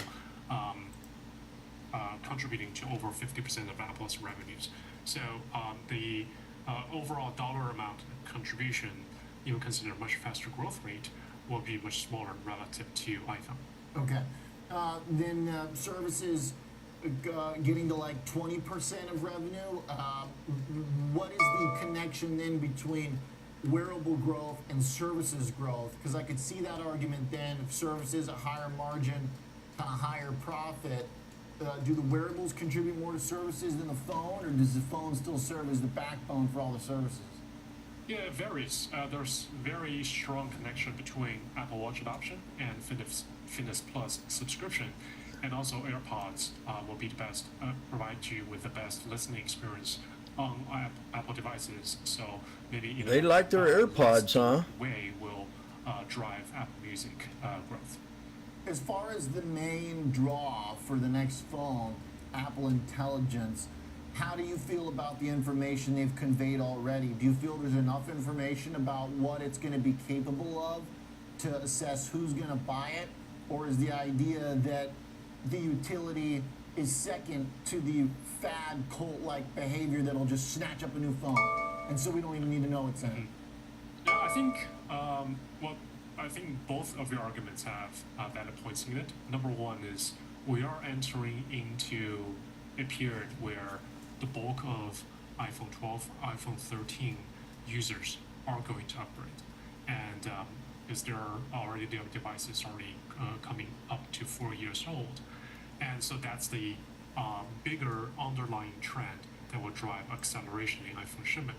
The other is Apple Intelligence. I think based on what we learned from WWDC earlier this year and then yesterday, Apple Intelligence still is the strongest on-device AI assistant for mobile phone users. And a big differentiation is action, where you can ask Siri to fulfill an action either on Apple's native apps or third-party in-app actions. Those are things or functions other AI assistants on mobile phones cannot fulfill at the moment. So there's still big distance between what Apple Intelligence can do versus competitors. The valuation right now, 33 times forward earnings, looks basically, other than the high from earlier this summer, the most expensive Apple's been. Does all that make sense then? Does it add up to the most potential this company's ever had, according to valuations? Isn't that what Ford P tells us, the most potential ever? Relatively historically, this multiple is very high, and we could argue, and we believe that Apple's market positioning in hardware and upcoming software cycle justify the valuation. When you look at across potential implementation of personalized AI, consumer AI assistant, Apple is best positioned, and so far Apple has demonstrated that it has best-in-class implementation and integration of those AI assistants. We haven't seen any other similar AI assistant that can provide you with a deep integration with the hardware, and so that will drive both hardware sales as well as software attachment, and then further supporting a faster service revenue growth. When you talk about the integration, you're saying going beyond just the Q&A that I've got on the Google phone, which has already been downloaded with Gemini. I press and hold the button, and it's basically like I've got ChatGPT in my hand. It's pretty neat. So Apple's will be more deeply complex than that? That's correct. So, there are two types. One, the type of chatbot we have seen is they are very good at retrieving general knowledge, online knowledge. That's it. But the integration I'm talking about is integration of your personal details and help you to make informed decisions or help you to fulfill Once you hit the double top and pull back. Tasks like scheduling meetings or trips. And those I got in right about in here. You would share with Apple in a very secure manner. And because of the user trust, most iOS users placed for Apple, Apple is able to give you more functionality because of the integration of personal details and their on-device large language models. For other devices, it remains to be seen if users are able to share. I like this to share guy. as much information about themselves He's very smart. to other OEMs or software vendors. Smarter than me right now. Like software companies and builders, engineers right now are taking the GPT framework and inputting their own Get some more data water. sets to build fresh products. Apple basically will take the cues from what you put in as sort of your own customized data set in a way. So all right, I guess it should be fun. We'll find out what more details next month. What's the next big one on your calendar? Upcoming, we'll see initial rollout of the beta version of Apple Intelligence, and we'll see how users respond to it. And also, by the same, in a month's time, we'll see early adoption rate of the Apple iPhone hardware to see how that compares to last year. All right. Well, let's check back in next month. Martin, thanks for the thoughts. Pleasure. All right, Martin Yang, Senior Analyst of Emerging Technologies and Apple at Oppenheimer & Co. Perhaps AI and emerging tech within the iPhone. Coming up, let's talk options flows. KG taking us into the bell. It's a split market again. Never the most comfy one when you've got division, but at least it's division in the right direction. S&P's up because it's a tech-led day. Be right back.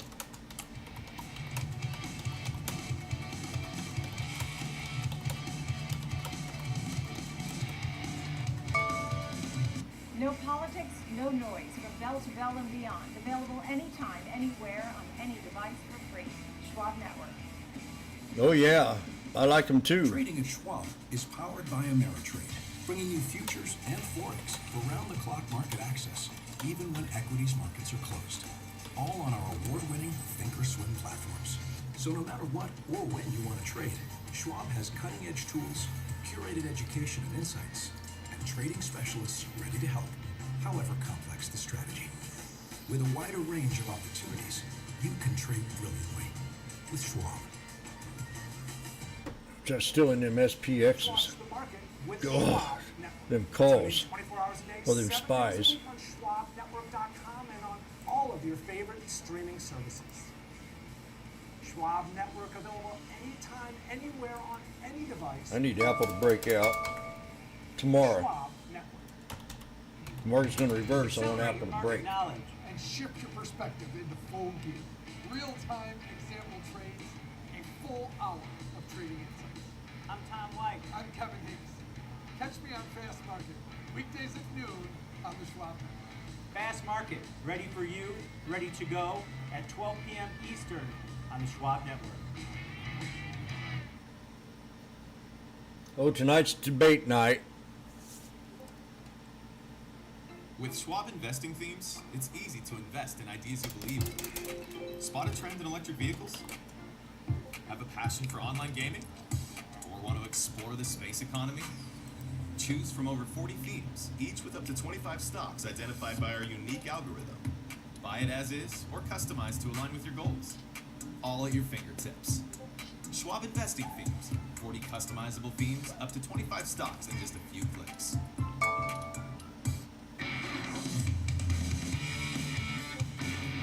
S&P sitting near 5,500, a little bit of a bid here with 30 minutes left. Thanks to tech holding it together. Kevin Green joins me.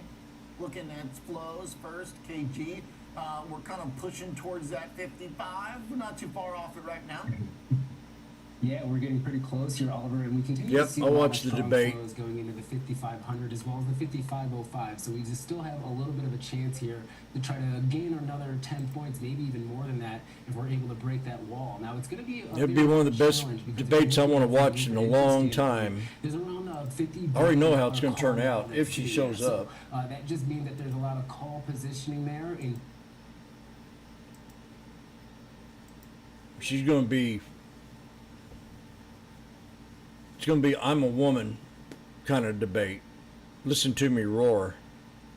She's going to be feisty. She's going to be on some kind of. I don't know if she'll be on it. She'll be sober. She's going to use that. She got to prove to the world that she's tough. And I want Donald just to kind of smirk, not say nothing. Let her do her thing. So I don't know how Donald's going to react, but I hope he's not aggressive with her and just let her do her thing, and she'll end up making a fool of herself. Because I think she's going to go in there angry, like, I ain't letting this man run me over. Because women like that's the way she is, I think. I've known women like her. I've never wanted anything to do with them.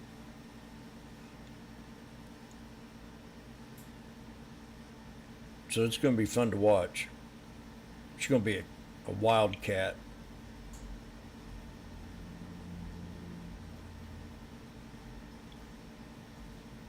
Because that's what the rumor going, people going around saying, oh, Trump's mean, he's going to be mean,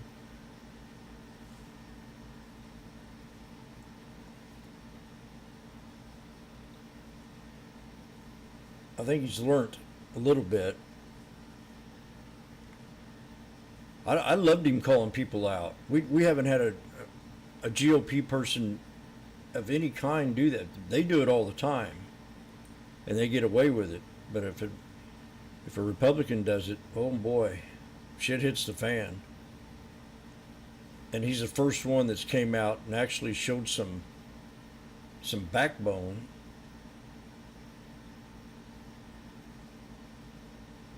That's why I like him so much.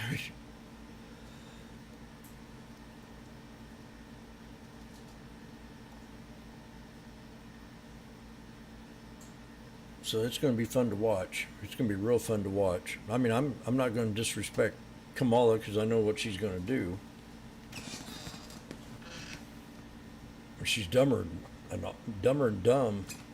So she's not going to be able to pull up facts or anything like it. It's going to be a war. Like she did with Biden. She called Biden a racist. Then she ended up being his vice president. Everybody's a racist.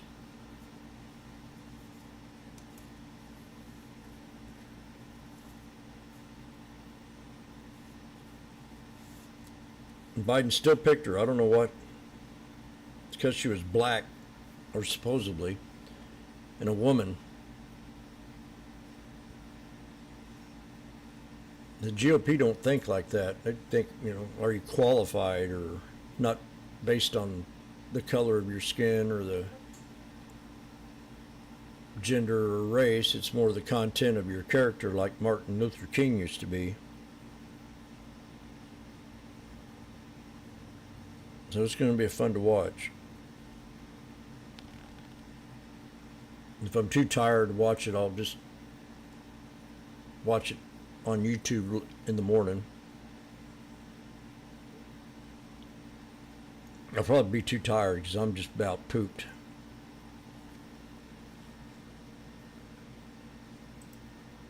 Let's see if I can get out of these things. I don't think I'm going to be able to get out of these with success unless we have a big knife here. And I don't want to add on to them.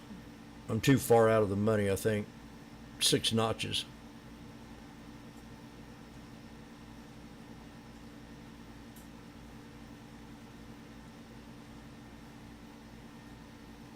Unless we just get a couple big fat knives. But this is the support right here. I mean, if I was to get out, it'd be now.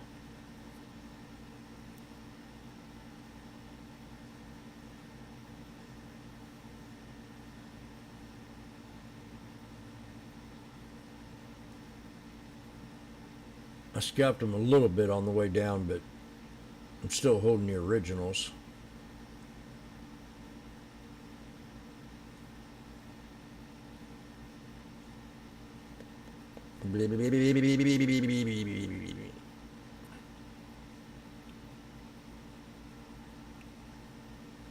I got one more minute.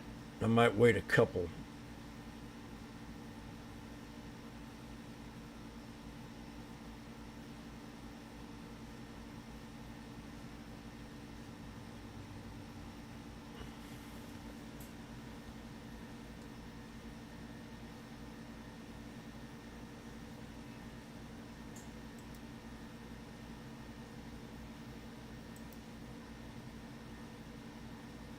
There's your second support right there. If that doesn't hold, there's your third.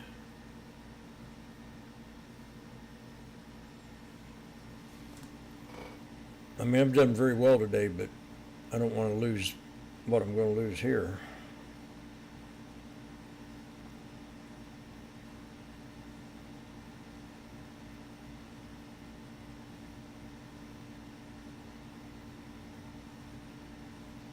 Yeah, it ain't gonna happen.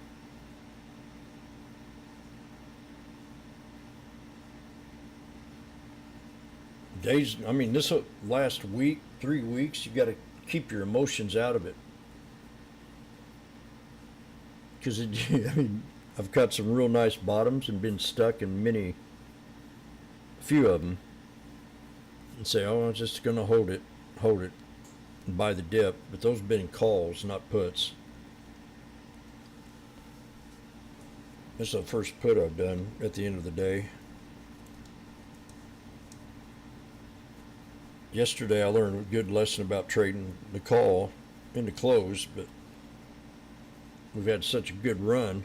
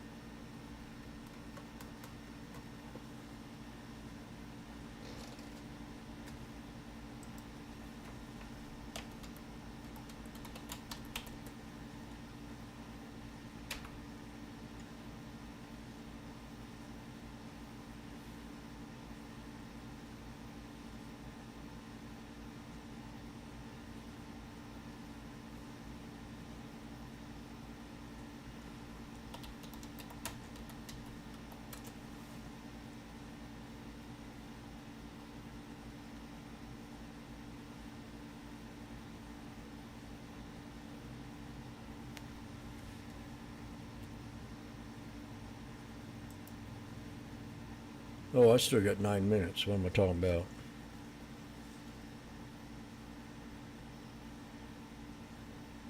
Eight minutes.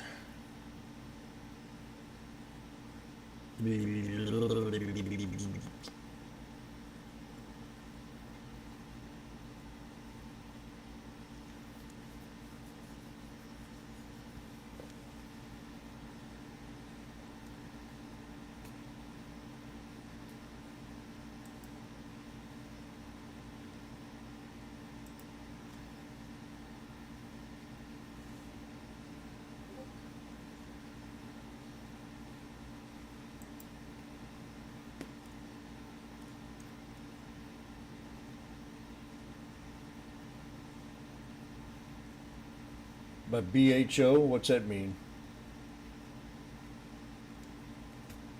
Obama? Brock Hussein Obama, yes.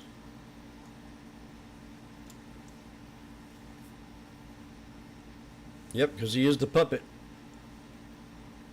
Sirenata.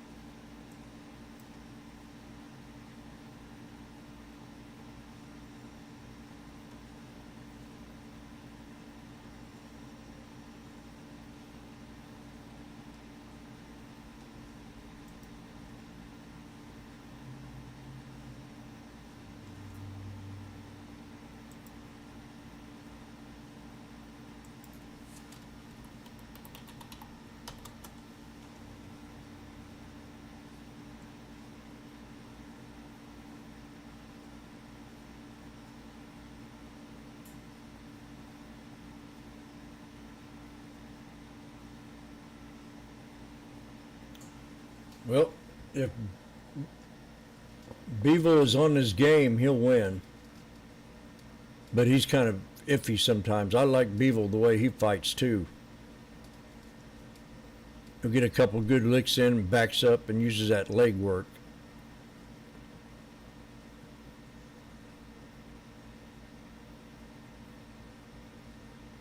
I'll watch a couple fights of Better Beeve, whatever his name is. I haven't really paid much attention to that. But I think Beeville's been doing drugs and stuff, and he got them rings around his eyes. So he might end up losing a match if he don't go in there in shape.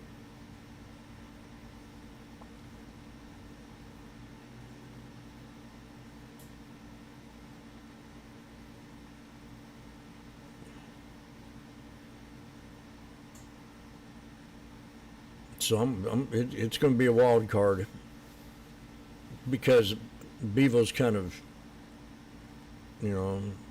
I've lost a little bit of respect for him, not much.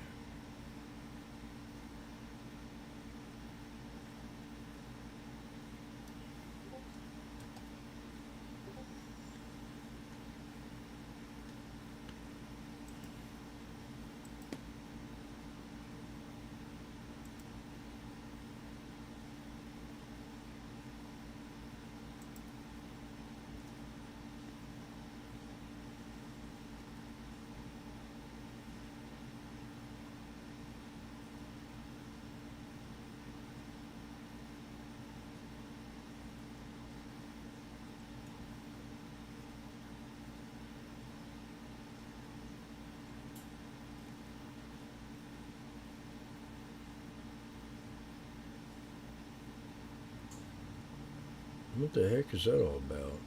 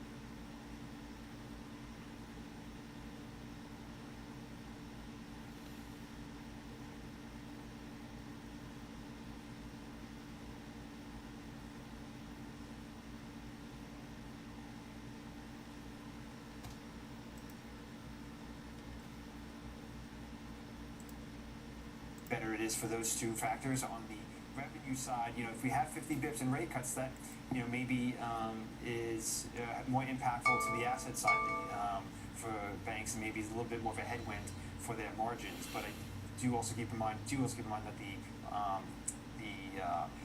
balance sheet side, it's this double whammy there on that would be a tailwind for banks, I should say. That's it's an important point, though, is that it's not as binary as many believe it is, right? Because there was sort of this colloquial kind of like a kind of market maxim that higher rates are good for banks. That's what people said for a long time, because in theory, they can make more on the lending side. I never thought I'd see this. With regionals, when things went inverted, because yields were getting so spread out from each other, and there was too much maturity and duration risk at these banks. So that seems like it kind of changed the equation a little bit, where suddenly some of these wouldn't mind some lower rates and some uninversion of the curve. Correct. So that rate hiking cycle from 22 into 23, there's a duration mismatch. Exactly. A lot of banks were caught off guard with the just the dramatic decline in treasury prices. The 60-40 portfolio that year had one of its worst years on record. So I think the lower rates now will certainly help that balance sheet, those balance sheet issues. It will also potentially be a headwind on the revenue side on the repricing of loan portfolios and the income that's generated from them. But that will also impact some banks more so than others, depending on how they've issued loans and other kinds of business lines that they may have that can maybe diversify that volatility. All right. Great analysis, Brian. A helpful one today on the banks. Appreciate that. Thank you. Brian Joyce, Managing Director of the Market Intelligence Desk at NASDAQ. Right, some good charts there. I like the look of crude oil, too. Big technical development there. A quick developing story. Back into the world of AI. Data center business Switch connected to NVIDIA. Rumored to be looking for an IPO. It could be tens of billions, Jenny. Yeah, a pretty big one, $40 billion, including debt. Now, this is still fairly preliminary, and we haven't actually heard confirmation from either of these companies, but Reuters was the first to report that Switch is exploring this IPO. Now, mind you, this is a data center company. This would be them going public again, which I think is a very important asterisk, as they were founded back in 2000. They operate some of these large prime data centers, is what they're called, in Austin, Texas, Reno, Las Vegas, Grand Rapids, and as well as Atlanta. But over the last year, they have filed to expand further in Austin as well as Atlanta. But first went public actually back in 2017, raising around $513 million with a market cap of, at the time, $4.2 billion at the launch. But then Digital Bridge, alongside IFM investors, took Switch private in an $11 billion deal back in December of 2022. Then Australian pension fund Aware Super invested about $500 million back into Switch last year. Of course, right now this comes at the peak of the proliferation of AI. We've seen a lot more actually of these IPOs and M&A type activity in the AI space actually over the last several years. Lots of companies that honestly aren't too familiar, but a lot of them fall within like these various, AI data center worlds. But I mean, right place, right time. If there's one spot of AI that seems like a pretty surefire guarantee that it has seen growth, and I think we can expect to continue to see growth, it's been all things tied to data centers. I mean, those are pretty much the buzzwords you want to be in right now if you're investing in AI. Yeah, fair enough. All right, nice. Could be one to watch here. Little surprise story right when the bankers are talking about how there's no deal activity. Maybe a data center IPO could be the cure for what we need. Thanks, Jenny. All right, we'll keep our eyes open to possible new debuts, and next time we'll talk to the NASDAQ team about their IPO list. When we return, Nate Peterson taking us through some of the stock analysis into the bell, pretty much where we started the show right now, but S&P is still just below 55.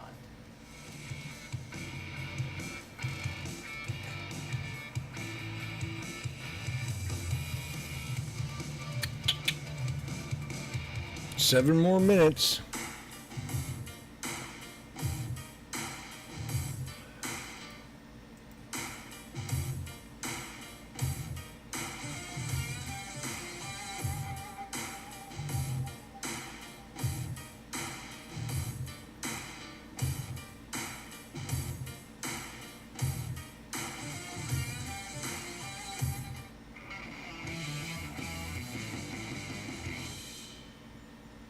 This election season, stay out of the muck and the mudslinging. Schwab Network's by the numbers coverage of the presidential cycle.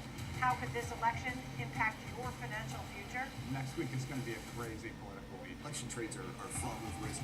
No agenda, no hysteria, just good old-fashioned analysis of what policy means for your portfolio. Stay informed, stay ahead. Tune in to our election coverage on Schwab Network.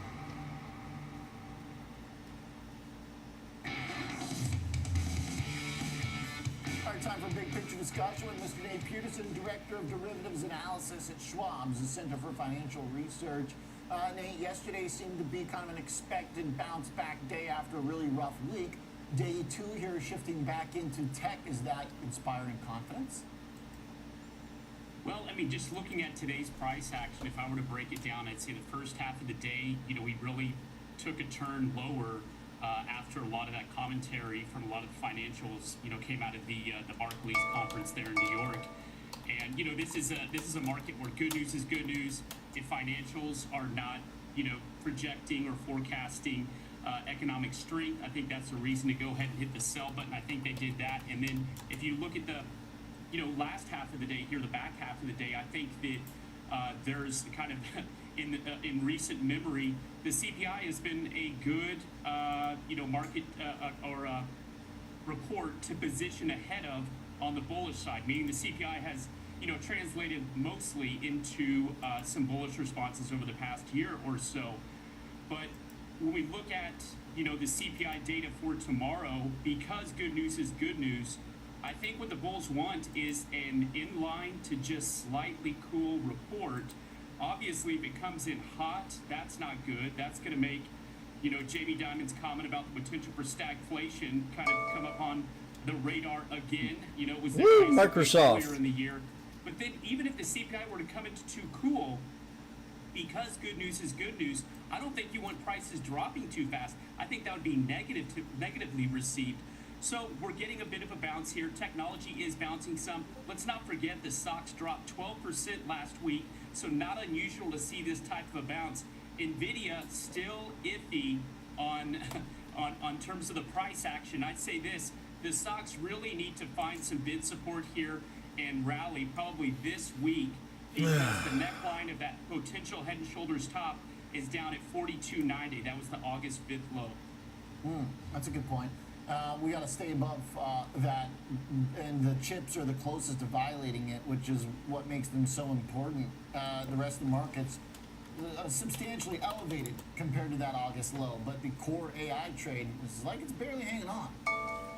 Yeah, and that's, in the past, Oliver, when we've had these types of market disruptions where we get some kind of selling pressure, we turn to mega cap tech and AI to kind of be those market leaders, to grab the baton and to pull us up higher. It's certainly not happening in the chips. Mega cap tech really been flat to down over the past 6 months, outside of Apple and maybe Meta's hung in there relatively well.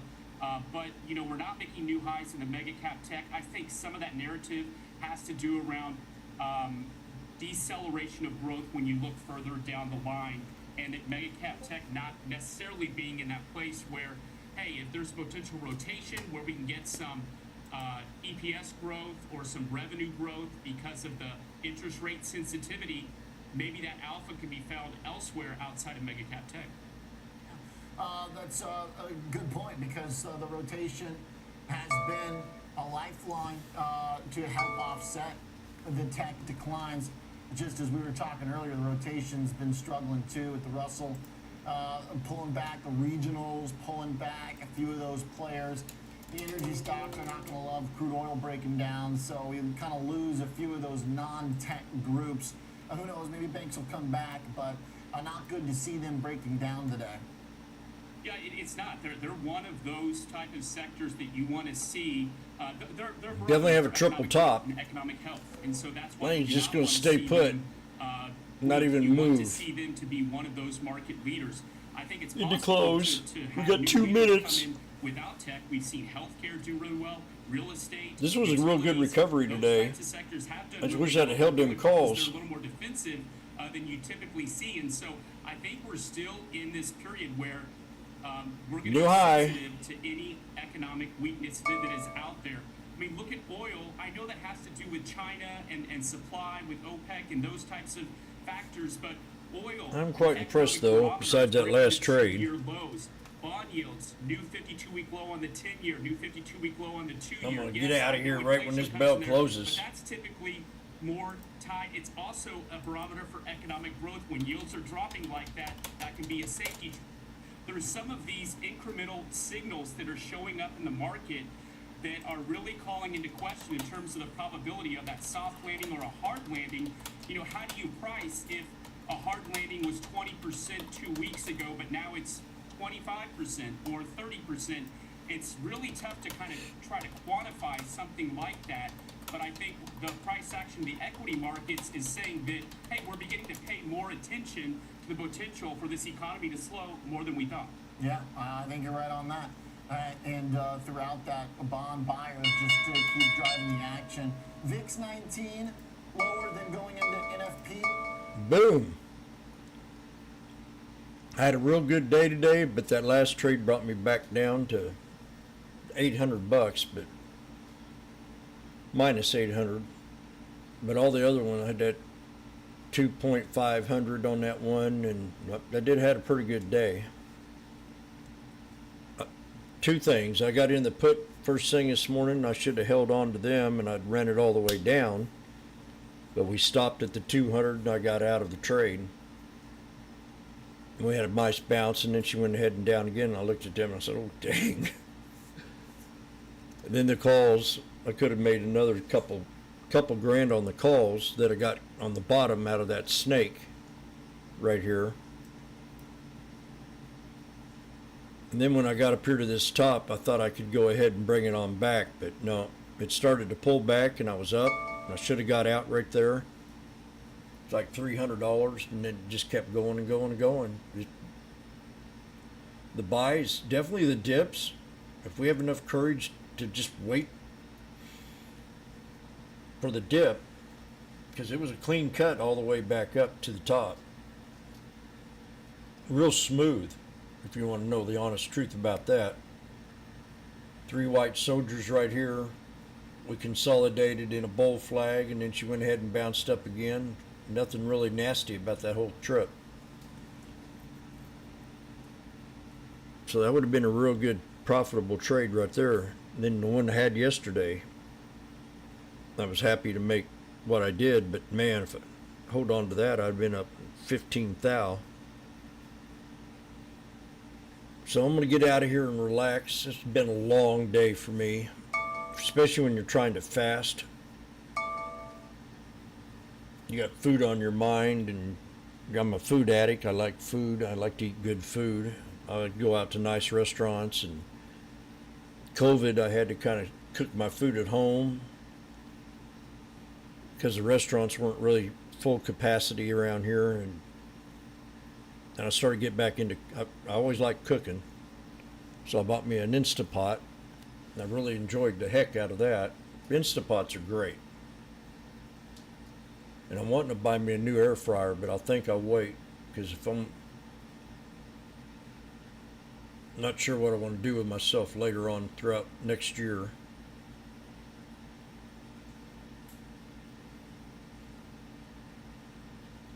But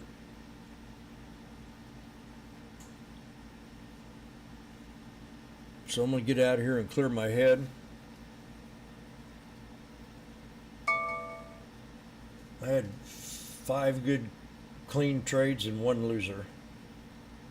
That last one, I just thought I could get that put.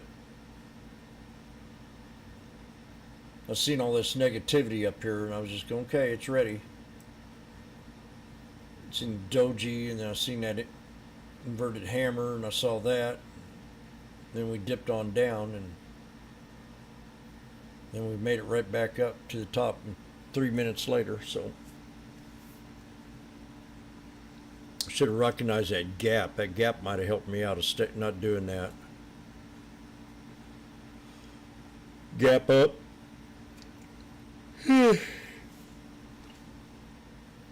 So I'm out of here. Thanks all. Really appreciate YouTube and the room.